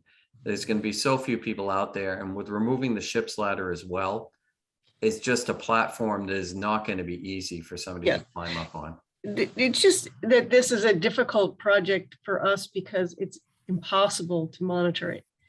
I know, We have to make understood. special conditions. So we're trying to anticipate. much as Understood. And as I possible said, ahead of we would time. certainly Make it- accept that as a condition, but Yeah. what I'm a little worried about is weakening, you know, if you can only put screws in and out of timber Yeah. so many times. It may not be practical. I just wondered Yeah. how that was resolved. And then the L shape that is proposed. Right. There was some discussion about not having or having a smaller L on there, the minimal amount that was needed. And you had talked about that making it more of a stable structure by putting it Yeah, putting it that way. right. So essentially what this does is, and Steve, you can add to what I'm saying, but basically any shear forces that hit this structure, you have a couple piles that are kind of in line, right? the way this is. If you just have the single platform, it's sort of weak from one angle. So if this experiences, say, an ice flow hitting it in this direction, this platform here is sort of providing support here. It just, the L shape essentially creates a lot more structural stability, as I understand it. And Steve. Yeah, it's basically, Tom, so we're just trying to stabilize it in the X and Y, both dimensions, north, south, east, west. And I it's a fairly small, very small structure, 3x8 on that panel, on that Okay. length. Those are my only questions. Thanks. All right, thank you, Mary. Peter? No questions. Okay. Trying to decide if I have a question. This is a little bit, I don't know quite how to ask it. Do you guys know how, like, what is gonna be the deepest shade that this thing is gonna throw? Is there a So, potential for, The shading? worst case scenario of light pass through on through flow, if it's in the absolute worst orientation to the sun, is Right. 40%. Okay. And that doesn't even pay attention to how high the structure is above the marsh. We're at 1.5 to 1 height to width. So you also have significant light coming in through the sides. So I don't know that I can put an absolute number on you, but it's what we're going to get in way over 40% light penetration under this, because you have both the light coming around the structure and through the through flow decking. And early on, I showed you photos of a dock that we did in Gloucester, a very long dock, and that standard was 1 to 1. The 1.5 to 1 is a relatively recent increase in height to the width, based on some work that Marine Fisheries did, and I think NOAA was involved in that a little bit too. But the one we did in Gloucester had a small catwalk that we replaced, and the marsh healed beautifully under it, and the Spartina grows densely under the structure where there was a worn path before, and that is at 1 to 1. Okay. And Steve, you know the one I'm talking about on Concord. Yeah, that was the one out on off the Essex River there. Right, and it's strikingly beautiful how the marsh is doing Yes. under it. And I can, if you want, if you give me a couple seconds, I could pull up photos of that. I mean, what I'm looking at, where that's coming from, is just sort of the length of the thing, and it just vaguely looks, and I don't know if I'm right or wrong, honestly, it just looks like it's really east-west oriented. And so, the worry, right? The standard we have here is really high, right? And so, like, through flow decking is great, but yeah, this one's tricky. Yeah, But- I'm gonna see if I can pull up a decent photo of the other thing, because I think it really is helpful to see how healthy that marsh is there. And Tom, if you don't mind me just kind of throwing something out there too, in doing my research specifically for all of the findings and everything to go into an order for this project, I have looked extensively, I mean, literally word for word, at all of the regulations that are applicable to this project. And one of the ones that I actually found under salt marshes is that essentially, so I believe it is 310 CMR 10.32, and it's section 4 of that regulation for small projects such as elevated walkways. And that regulation, it allows projects like boardwalks and piers that minimize the effects of trampling salt marsh, provided that specific guidelines are met. It allows them, and it specifically states that the project shouldn't be, or as long as they don't have any adverse effect on the salt marsh, other than blocking sunlight from underlying vegetation for a portion of the day, word for word out of the regulations, they may be permissible, as long as that's the only adverse effect, is the shading. So just to throw that out there as well. All right. So can you see this picture? Yeah. I'd have to hunt for the older pictures, but there had been a scar right along here. There had been a wood walkway that had deteriorated. There were just some posts left, but the prior owner of the property had just continued to walk back and forth along there and had scarred up the salt marsh. And I don't know if you can see, if I zoom in, how it really just came back under the structure. And very dense, very healthy, you know, really, really nice, healthy marsh, and just about indistinguishable under the structure versus next to it a couple of years later. So, you know, the through flow, I'm a big fan of it. I know the marine fisheries research of the 1-to-1 basically found no significant difference between through flow or no through flow, but I just don't buy that. What I've seen in practice is that through flow enhances your you know, your sunlight in addition to that from the structure being up. I don't necessarily believe that you should have a through flow deck 6 inches off the ground. I know down on the Cape, there's a lot of folks who have permitted things like that. I'm not a fan of that. I do still think they should be elevated, but I think anything you can do to let the water through, get more light through, just enhances it. And again, this is at 1-to-1. So if you picture this in a much smaller fashion, right? This is you know, 100 feet long or so. You know, we're talking about something significantly smaller, and we're talking about something with a higher, you know, height to width ratio. So you're going to get more sun under it than this structure does, and this structure has a beautiful, healthy marsh. Okay.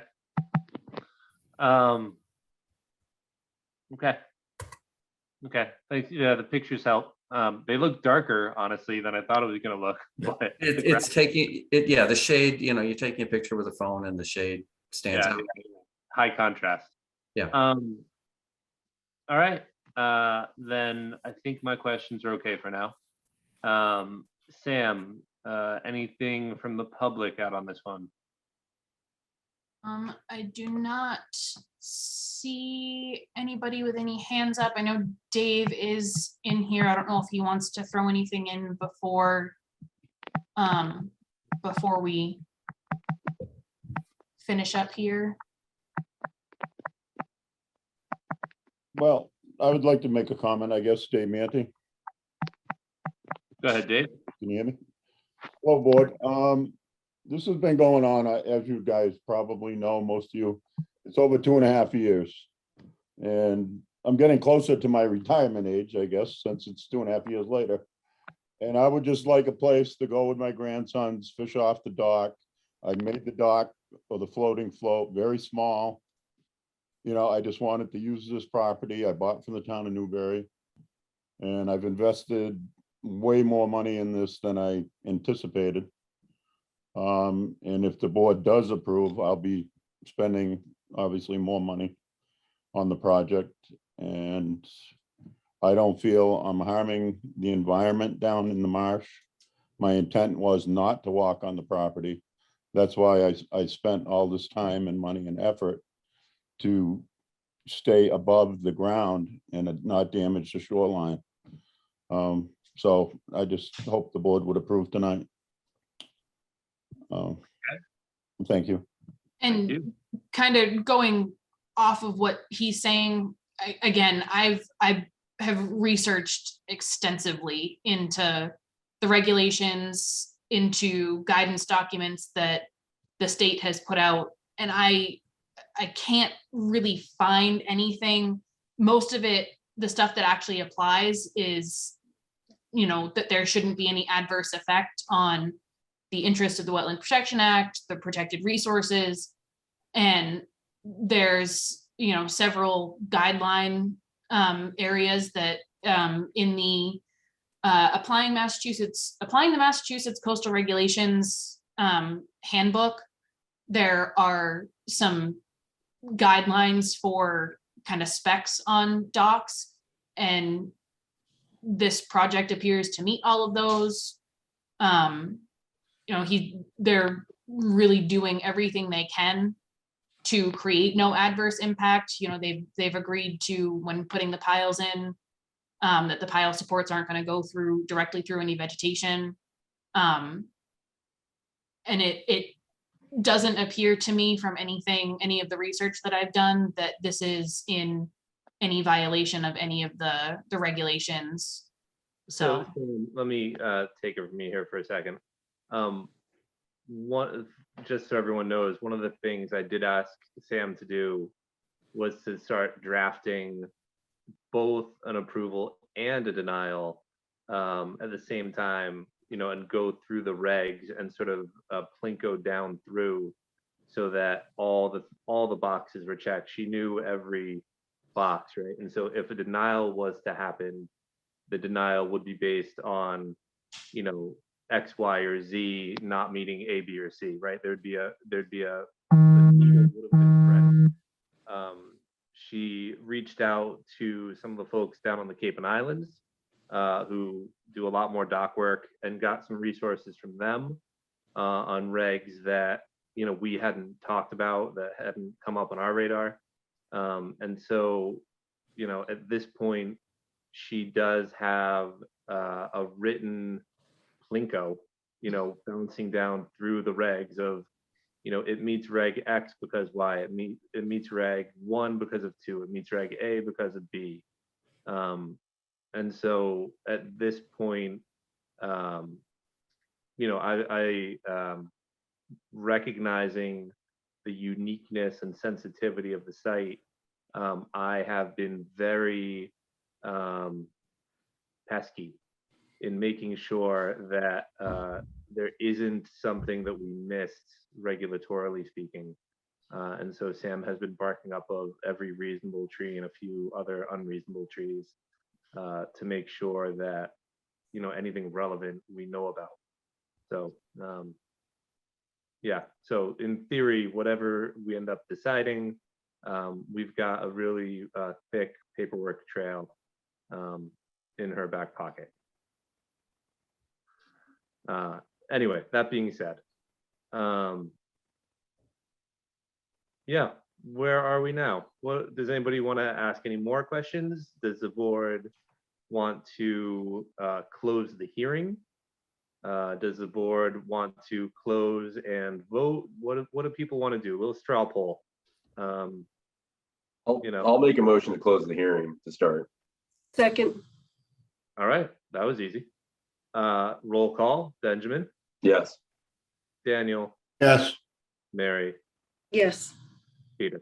Yes. All right, I'll go along with that. So the hearing, we're done taking new information. The hearing's closed. you guys like to see the draft special conditions, the additional ones? I think we need one more interim step. Just, I would make a motion to approve the project with special conditions to be discussed in a separate motion. Second. Okay.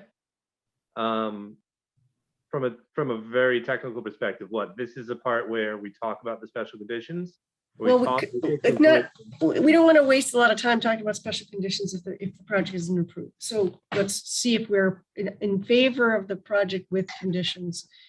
And if we're not in favor of the project, then we'll talk about other special conditions, other conditions of denial. And this motion votes on the project, and then there's a subsequent vote for various conditions. Basically, are you in favor of the project? So a yes vote would be, are you in favor?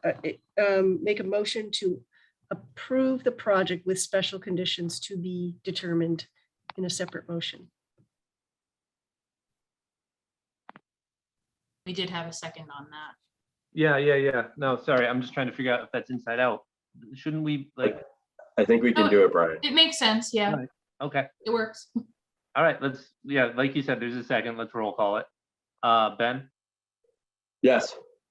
Dan, Yes, Mary, Yes, Peter. Yes. It doesn't matter. I'm just gonna say no because I'm not sure that this isn't inside out, but whatever, I'm outvoted. So, okay, so now we go to the special conditions idea. so Sam drafted a bunch of special conditions. They were posted on the Dropbox. Do you want me to bring those up? Yes, please. So I did make some changes to them because some of them were a little outlandish, I think, and some of them were just really weirdly written. So I did make a couple edits to them. The top, You make that larger, Sam, for old eyes? yes. How do I do that? Over here. So these top 4 are just regular conditions.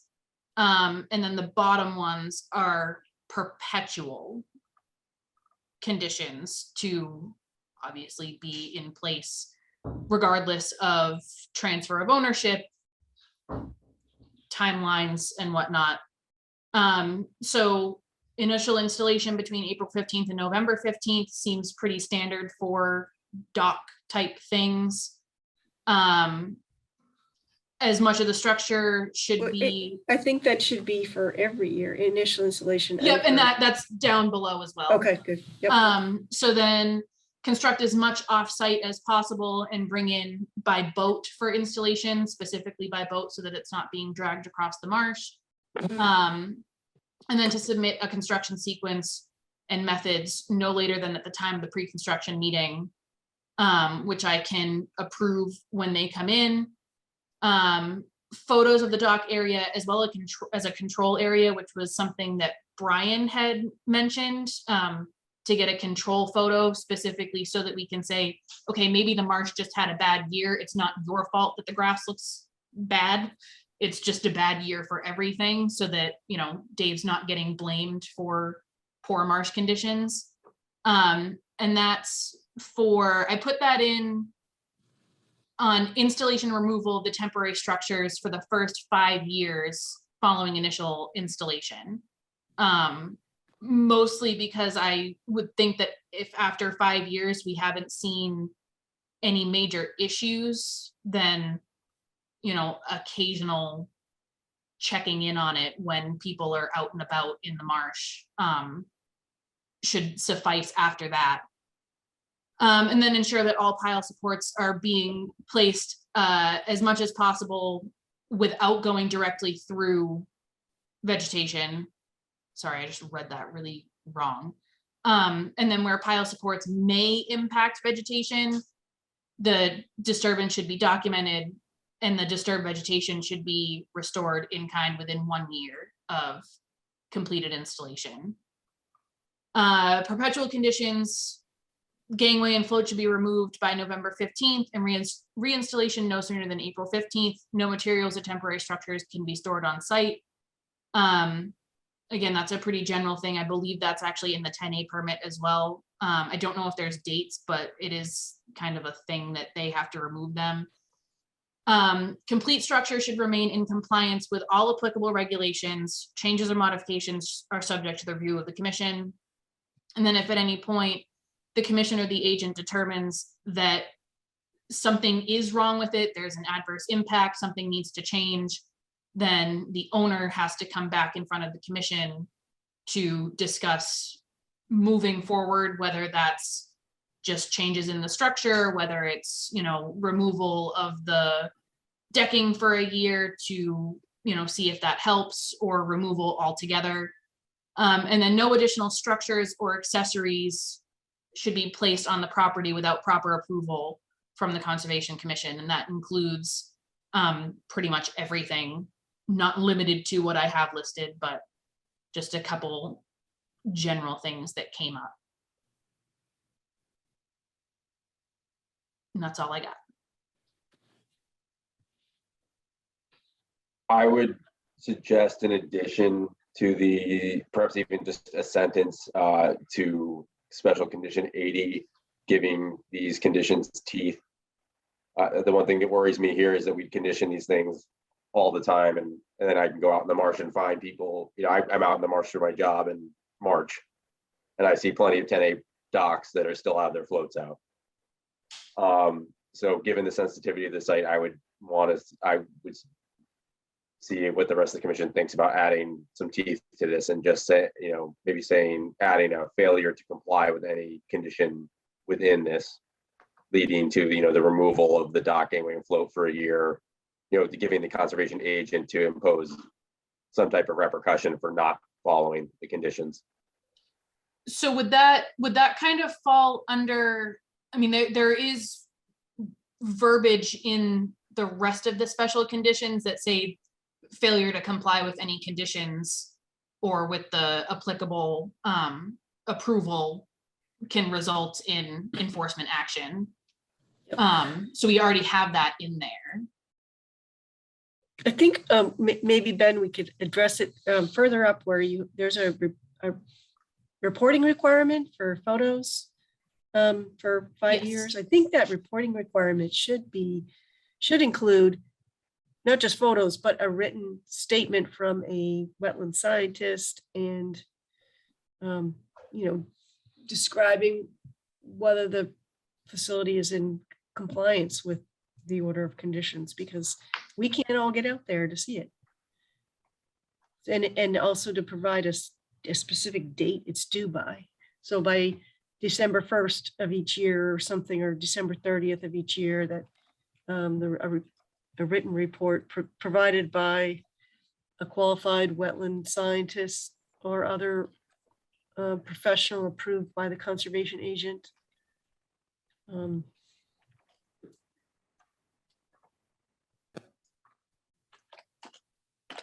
Stating whether or not the project is in compliance with the order of conditions.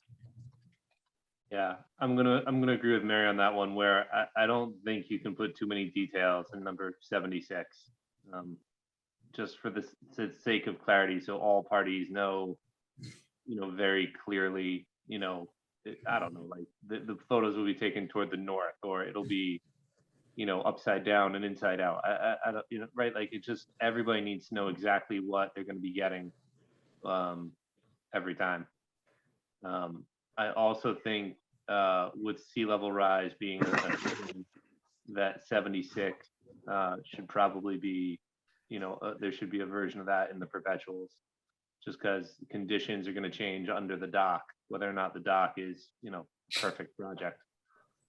I don't know if we want to, in 5 years is a lot, you know, the certificate, I mean, you know, technically their order expires in 3 years. So I'm okay with 3 years and more if needed. I mean, if they're having a problem, yes, that we can add additional years, but maybe you can say a minimum of 3 years or something, and with additional as needed or as recommended by the conservation agent or something. I don't know what you guys feel about that, but 5 years is a long time to track a project. So pretty easy for those things to fall through the cracks. Yeah, yeah. You know, and to Ben's point, right, you know, it's just sort of in the future, you know, we don't know what's going to happen. And I don't know, right? I just would feel better seeing photos on a regular basis coming through, you know, even if sea level comes up 3 feet, right? And the seagrass, the eelgrass beds are doing fine under the dock, then great. I mean, and this, just to, you know, past that first 3 years, I do have means to get out on the marsh myself. And I've also had offers from the harbor master to, if I ever do need to get out, you know, quickly, that they can get me out there with enough notice. The harbor master can get me out to go and inspect things if need be. So I mean, I am working on a plan to get every few weeks to be able to have a field day that I can get out on the marsh to do general, poking around and making sure that things are looking good, so to speak. And this is right about where I would be putting my kayak in to go and start putting around over there. So,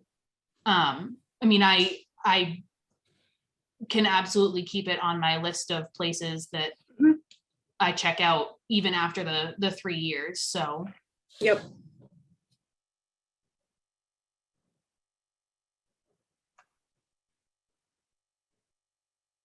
But otherwise, I thought this was great, Sam. I appreciate you putting this together. Dan, Pete, anything from you guys? Yeah, was there something in there about 10A permit, proof of obtaining a 10A permit? I did have something in there before, but honestly, I wasn't really sure if we could ask for that. Is that something that we can put in here to request Oh, proof yeah, that you received a definitely. permit? That the applicant provide a copy of the annual 10A permit. So as part of their report. That should be a standard condition for anything we permit like this, anything requiring a 10-day permit. Because we've permitted things in the past that have gone in and not gotten their 10-day permit.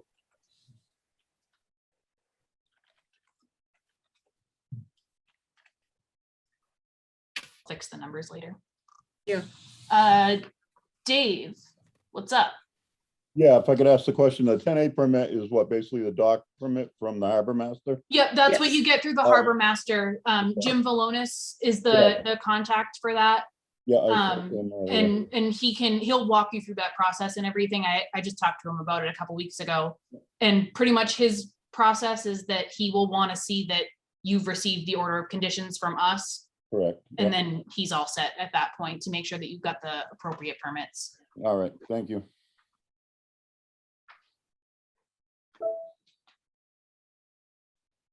And maybe another question is just if there was, let's just say the structure was sort of abandoned, if you will, or was not in use.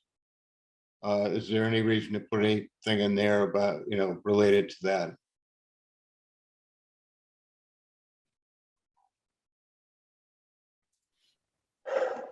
I'm gonna leave that Dan, one. are you thinking about decommissioning, and then who would be responsible for decommissioning the dock? Is that what you're thinking?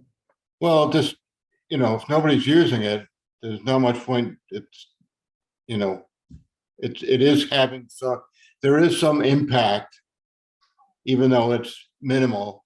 But it would not make much sense to have the thing out there for 20 years after, if somebody walked away from it. Not Mr. Mandy, I don't think he's going to do that, but. Yeah, it depends how far you want to go with it. We can go to the extreme with it and say, we might be able to put a condition in that says that, again, that's what I was getting at with mine. If there's non-compliance, people just don't send anything, an eventual future owner doesn't send anything in, and they don't care and they're not doing anything. Can we put something in that says the town has the ability to have it removed at the cost of the owner? I'm not convinced that's necessary, but it just popped into my head. Yeah, no, I know. I feel like we have that authority, whether or not it's in the order of conditions. Okay. So if the structure becomes problematic because it's not being maintained. This might be an instance where redundancy doesn't hurt. I see what you're saying. I just don't know how it would be tracked once you get a certificate of compliance. But yeah, it's maybe too complicated. Yeah. Yeah, I think that one, not even considering how difficult it's going to be to kind of word that really in a way that makes sense. You could put a rider on the deed, to sort of run separately from the order of conditions. Well, no, I think that your certificate of compliance would have perpetual conditions. Like you can reiterate the perpetual conditions in a certificate of compliance, and that will stay on the deed. Yeah. No, I'm just thinking of people that don't read, they see the cover sheet and they don't flip to the back, that kind of thing.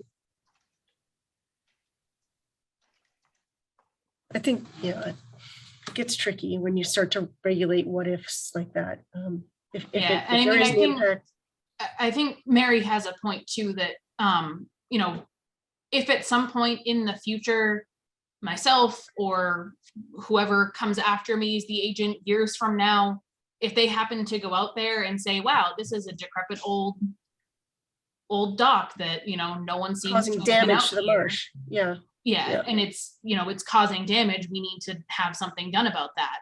And then at that point, it would potentially be like a notice of violation, an enforcement order, something like that, saying that, hey, something needs to be done about this. So. Mhm.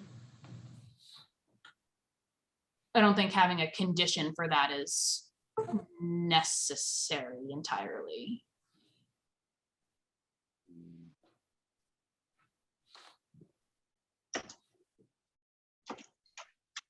Does anybody else have any condition suggestions or anything?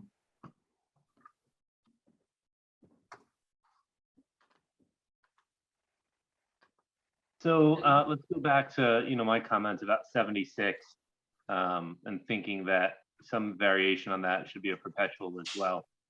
Do people want to do that? Or are you sort of content with sort of the, you know, the early years?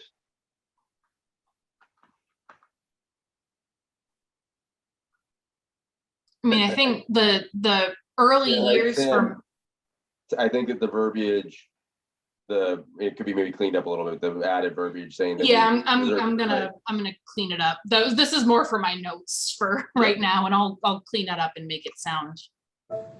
Yeah, I was just gonna say for the commission members that, for me, Brian, to answer your question, that the idea that we're gonna have something that we retain the right to request further years of photos means that at year 3, we can make that decision. Yeah. All right, fair enough.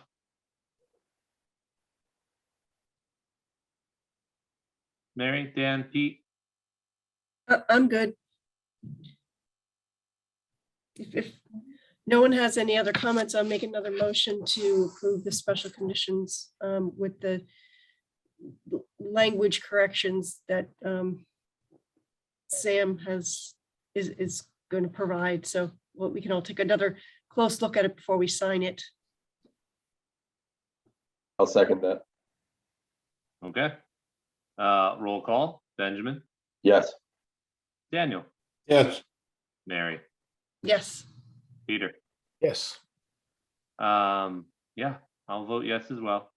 So we've got a unanimous. Wow. Congratulations for your patience. sticking with it. Thank you, guys. It's been a long road, but with all COVID and everything happening, I appreciate you guys sticking with me and helping me out. And I will meet the conditions. Enjoy fishing with your grandsons. Happy Thank you fishing. very much. Thank you. I appreciate you guys remaining objective during the process. I know it was very difficult for everybody, so I appreciate it very much. Thank you. Thank you, Tom, of course, and Steve. Thank you. All right, thanks, guys. Obviously, we'll be in touch with a better grammar version of that. Yeah. All right, so then, Sam, what is next on our to-do list? Oh, Ben is Ben. waving goodbye. Hi, y'all. See you in a couple Ben, weeks. is this your last meeting? It's my last Real meeting. with hearings. Last hearing. So I will be at the bylaw meeting in a few weeks. All right. Well, we'll miss you. I'll miss y'all too. Life got too busy. But I will see you all around town, which will be good. I was hanging out of a car waving at Brian earlier. I will back that up. I thought he was going to fall out and break his nose. All right. Have a great night, y'all. Thank you. All right, see you guys. Ben, bye. We're still here. Sam, what else? All right. Next up, Sharon Goodwin, 9 Plumbers Lane, DEP, sorry, these are all certificates of compliance coming up. DEP number 0501353, request for a complete certificate of compliance for the order of conditions issued May 26, 2021 for a septic system replacement I did a inspection for this on June 1st, and I do apologize. Our plotter is so bad and I cannot get it to work. The only option I have is to scan stuff with it. And the only option I have to scan stuff is to scan it to a USB drive, and it doesn't like any of my USB drives anymore. So I was unable to get the as-built plans for this and Molten Street, but I promise I did look at them, and this one is all set. It appears to all be completed in compliance, and this also had a certificate of compliance issued by the Board of Health. Everything's stable. It's all growing. Okay. All grassed over and everything. It looks really good. Move to issue the certificate of compliance. Second, Okay, roll call. Daniel, Yes. Mary, yes. Peter, Yes. and I will also vote yes. All right, Paul and Laura Barger, 26 Northern Boulevard, DEP number 050555. Request for complete certificate of compliance for the order of conditions issued August 15th, 2000 for work to enclose an existing deck. I did an inspection on this one on June 1st as well, and this work was actually never done. Oh, that's So- easy. Great, so an invalid order of condition, POC. Yes. I make motion to issue a certificate of compliance that states the work was never completed. Second. Thank you. Roll call. Daniel, Yes. Mary, Yes. Peter, Yes. and I will also vote yes. All right, Susan Christ, 26 Northern Boulevard, DEP number 05011069, request for a complete certificate of compliance for the order of conditions issued February 8th, 2012 for work to replace an existing wooden retaining wall with a stone retaining wall and add 2 inches of stone to the existing driveway.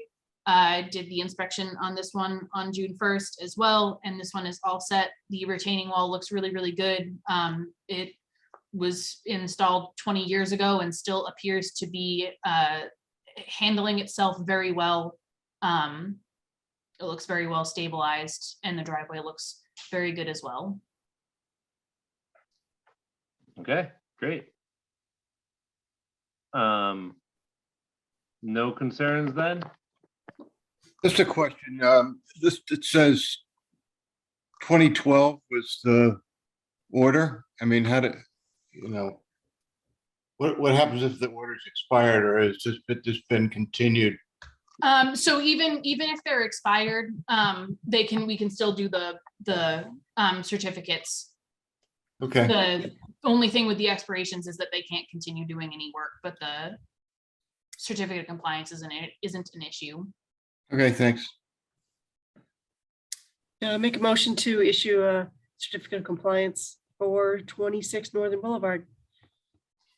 Second, Okay, roll call. Dan, yes. Mary, Yes. Peter, Yes. and I will also vote yes.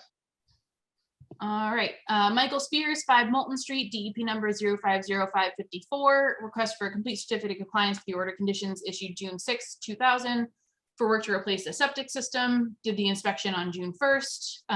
The Board of Health has a certificate of compliance for this that was issued when it was done. They just didn't do the certificate for conservation. And it does appear to all be stabilized, and it looks very good out there as well. Okay, great. Anybody want to make a motion? Motion to issue certificate of compliance for 5 Molten Street.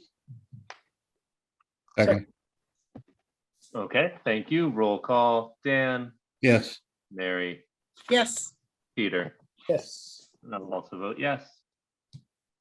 All right, Michael Hathaway, 48 Green Street, notice of potentially unpermitted work discovered by DEP, including vegetation clearing and construction within BVW areas and associated buffer zones in riparian zones. And we have Tom. Yes, good evening. And I think Mike is on here Yes, he is. as well too, if I am. Good evening, folks. so if it's okay, I'd like to share my screen. I did send in some stuff. If it's late, I don't know if you got that, Sam. I did see it, and I think I saved everything into the Dropbox, but like you said, Okay. It's last minute, but it's pretty simple. So let me just share my screen. Where's my Adobe?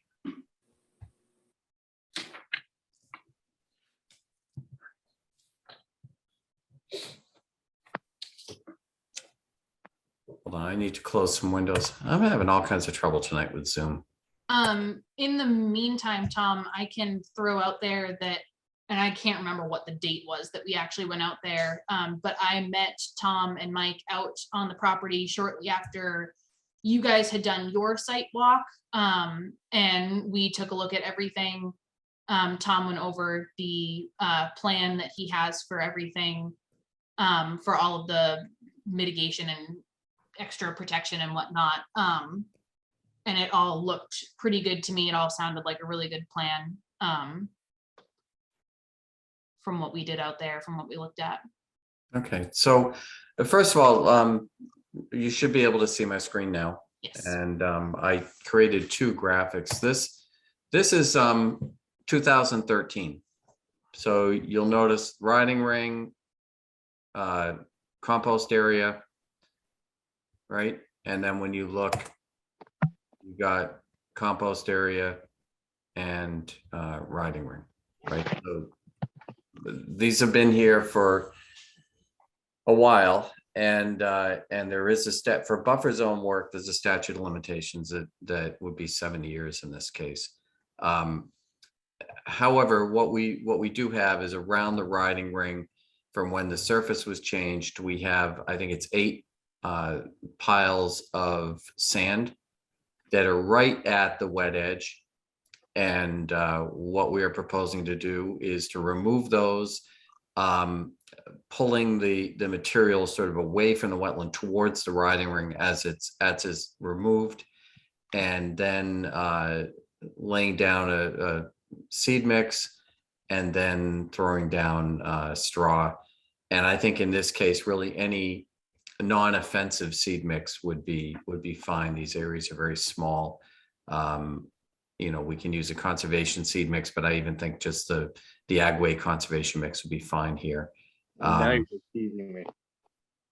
So, well, because we just need to stabilize this area.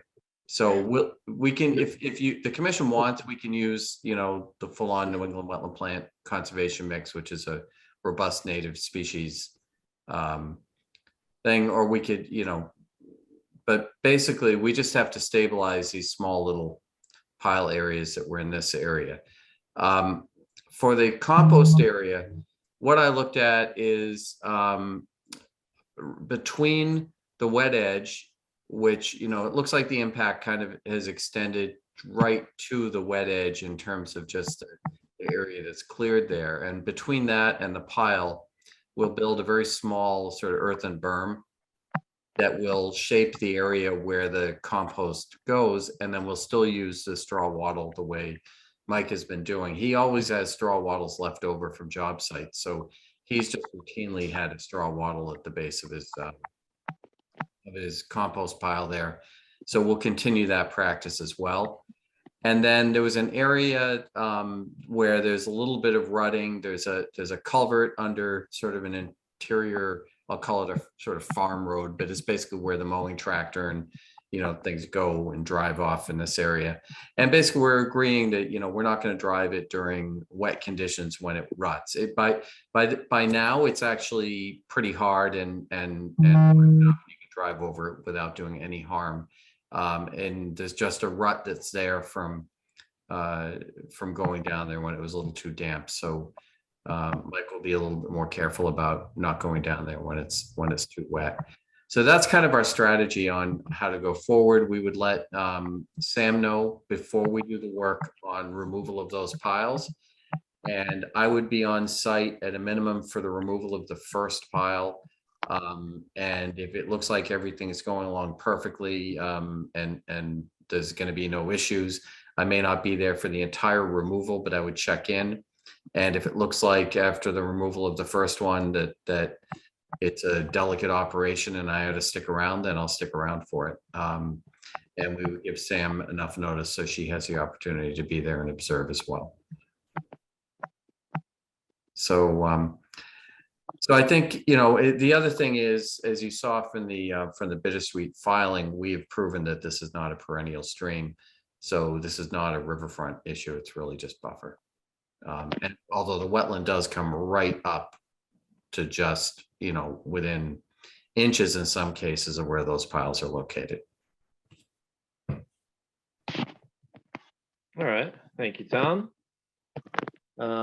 Questions, everybody? Anybody? Daniel?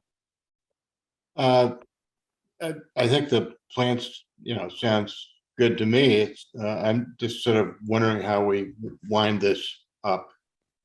You know, how we, what are we doing here? Enforcement order or not, just approving the plan? I mean, Yeah. I think approving Sam to sort of oversee, you know, our going forward to carry this forward, and then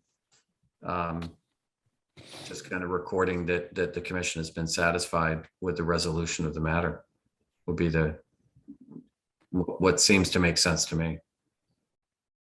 And I can also, once this is all completed and everything, I can get some photos of everything too, and bring it back to you guys afterwards, just to, so that you have something to show that it's been done and that it's all set. Yeah, otherwise I'm happy with the whole thing. All right, thank you, Dan. Mary? Yeah, that all seems good. I just think, you know, we keep it as a sort of informal enforcement, you know, action rather than an actual enforcement order. And as long as we're getting compliance, and maybe just set a reasonable date for completion of this work and reporting back to the commission. Okay, Peter? No issues, thanks. All right. I am chewing on this formal versus informal thing. Right, so DEP pointed it out to us. We found some stuff worth talking about. You know, like if this came before us as a brand new RDA or a brand new NOI, you know, how would we handle this? You know, if I just don't know how you do an informal enforcement when the formal note. Yeah, yeah. So I actually have, I talked to the analyst from DEP who actually caught this.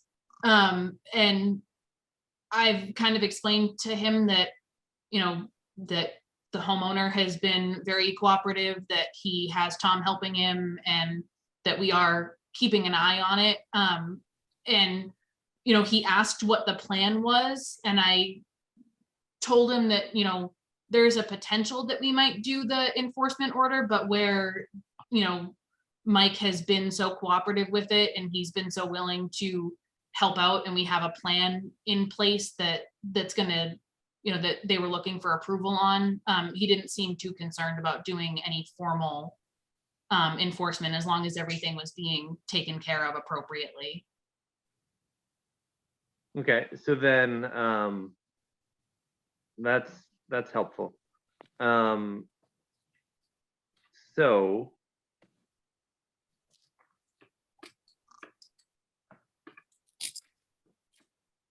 So if we're not doing anything, do we need to have motions and votes on anything? Yeah, well, I mean, we're still requesting action. So yeah, I think that, you know, we can accept the plan that Tom has presented and request that this work be completed by, say, what's a reasonable date, Mike, for you to do this work, you know, August 1st, September 1st? What do you need? What do you think? I could have it done next week. So let's say, we'll give you a little time. How about we say June 30th, and then just provide some photos and documenting that's been done, and maybe a letter from Tom. Yeah, Whatever probably, if you can get it done that quickly, we could get materials together for that July meeting and then just put the whole thing to bed. Yeah, exactly. That'd be great. Yeah, if you guys are a month out on a meeting, I can definitely, Yeah. we can just figure to do it next week and just be done with it. Great. Then I would, Yeah, do you make a Thank you. motion on this? Is it's a little outside the usual can. routine. Couldn't hurt. Yeah, let's, Mary, say a motion of some sort, just so we do I say something. a motion. So I make a motion to continue this discussion to the July 5th meeting. And in the meantime, with the applicant's consent, that they will complete the work described on this plan and provide a completion report to the commission before the July 5th meeting. Second, Thank you, Mary. Thank you, Dan. Okay, roll call. Dan, yes. Mary, Yes. Peter, Yes. and I will also vote yes. Thank you, everybody, for humoring my confusion. Well, thank you very much. Thank you, guys. Guys. All right, and then Sam, are we, is that the end of it? One more. I promise we'll try to make it super quick.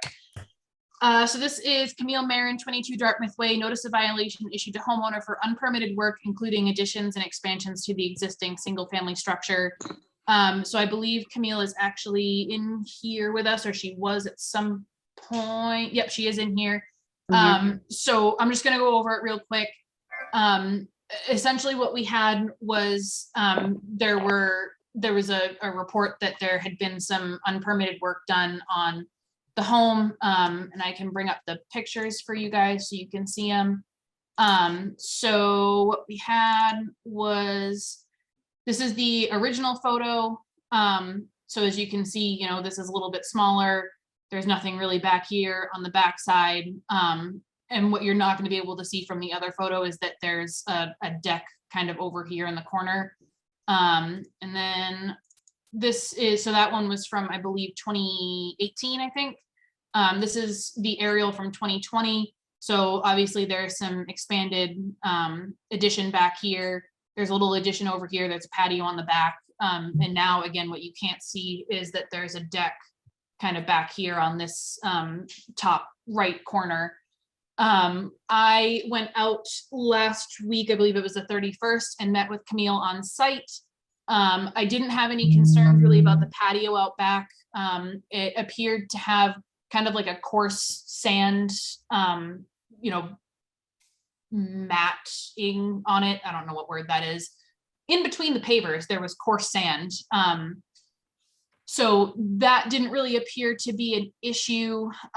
This addition on the right-hand side is actually just a roof that got placed over. It's a roof and some walls around the deck, the existing landing for the door that's already there. And then this back here is kind of really one of the bigger concerns. Obviously beforehand, it was kind of a smaller footprint. It has been expanded pretty significantly. So that's definitely going to need to go through some sort of approval process. And then of course, there's the deck that's on the back side, which I have some photos of. So this is the original photo of the landing. So this is what was on the right-hand side there. And then now there's just a roof kind of over this top part. And then this is taken from the back side. So this is the new addition. Again, it's, you know, pretty significantly larger than what it was. And I believe, Camille, that you said that there was a deck here that was just replaced. And it does appear that it got a little bit larger, and Peter Burnett agreed with that it's a little bit larger. One of my main concerns with that is that it is on sonotubes, so it's got the concrete filled footings there on it. And again, you know, there's grass and stuff poking through the patio here, so that wasn't really much of a concern for me. And then, you know, she's in zone X, so there's no substantial improvement issue there. there is, I talked with Peter about this again today. I guess one of the sort of bigger issues here is the that it's probably going to need to go through a ZBA process as well for the increase in lot coverage. One thing that I did discuss with Camille when I was out there is that she is planning on doing some additional work, I believe, to the roof, the chimney, and I think there were some other places that she was looking at doing some work. So what we had talked about was the potential that she may try to kind of rope all of the after the fact stuff in to a new filing for that work, and then just sort of differentiate that this is after the fact, this is the new stuff, and go through the approval process with that. If you guys are comfortable with it, I don't really see any issue with that. Did this receive a building permit? There were no building permits for it. I think there are some like electrical and plumbing permits and stuff, but nothing for the actual structures, which was again something that that Peter is gonna have to deal with. That's obviously not my forte. So that's something that Camille would have to reach out to Peter for. And I don't know what the plan was with that. If Camille, if you were going to try to do that sooner rather than later, or get everything all kind of wrapped up together all at the same time. I don't know if you want to chime in a little bit on any of this.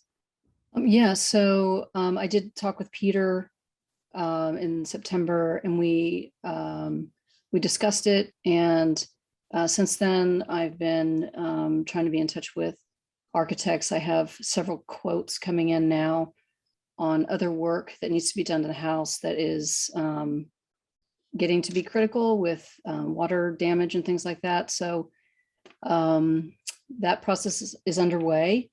And so I thought it would be most efficient to probably just present it all together, new plans and old plans. I'll talk to Peter this week, checking back in with him. Okay. All right. Thank you both. Daniel? I'm just sort of wondering how much, the vegetation has been, if there's a loss of vegetation here through all this work that's taken place, and how we quantify that and try to mitigate or do something. I mean, the lot looks like it's well vegetated, but that Right. patio is a loss of some kind, and Right. So there's been no loss of vegetation that I've been able to see. I mean, the additional work that's been done has been over existing coverage, has been, there's bricks everywhere and grass everywhere. Nothing has been displaced. It's just been improved existing structures. yeah, well, I mean, I think you need to come for the old stuff and the new stuff, and we'll hash that out. Okay. But that's a question to me, is just, the vegetation situation and, documenting how much is lost or how much has been gained or how much replanting might be done, that kind of thing. Sure thing. Happy to help clarify anything. All right. Thank you, Dan. Mary? Yeah, that makes sense to file a new notice of intent with the old work and the new work. I think that we maybe should, again, we could issue an enforcement order requiring a notice of intent, or we can rely on the good faith of the homeowner that a notice of intent is forthcoming, but maybe we want to say something like, if we don't receive a notice of intent by I want to say, the September meeting that we have to issue an enforcement order. It's going to take a while if you're just now looking for architects to get plans developed and a notice of intent submitted. And so it's unlikely that you would make it to the July or even August, I would think, meeting. So that would be my suggestion, that we put this on the agenda for the September meeting. And if there is not progress on a notice of intent, that we issue an enforcement order at that time. That sounds reasonable. Yeah, no, that makes sense to me, Mary. How about? I'm sorry, Mary, did you say to do an enforcement order with that date on it? No, we would revisit it at the September meeting. And if there Okay. isn't progress on submission of a notice of intent. Okay, at that and I point- can, just so that we have something kind of all in writing other than the minutes, I can write a letter for you. A letter Neil, and summarizing send- that, Yeah. yes. I would agree with that. Cool. Pete, Dan, that work for you? I would just push it out maybe till October, Mary, just because of the summertime holidays and stuff with people getting schedules. Yeah, I mean, I think I use September because I didn't, I worded it so that they didn't necessarily have to submit by September, but that there would be some, they would demonstrate in. some progress in obtaining one. Okay, yep. By that time. If that makes sense. All right, cool. Pete, anything to add? Nope. Just did. Okay. My only comment would be, Sam, could you go back to some of your pictures? I thought I saw my favorite plant in the backyard. Over here, Yeah. I don't believe so. Alright.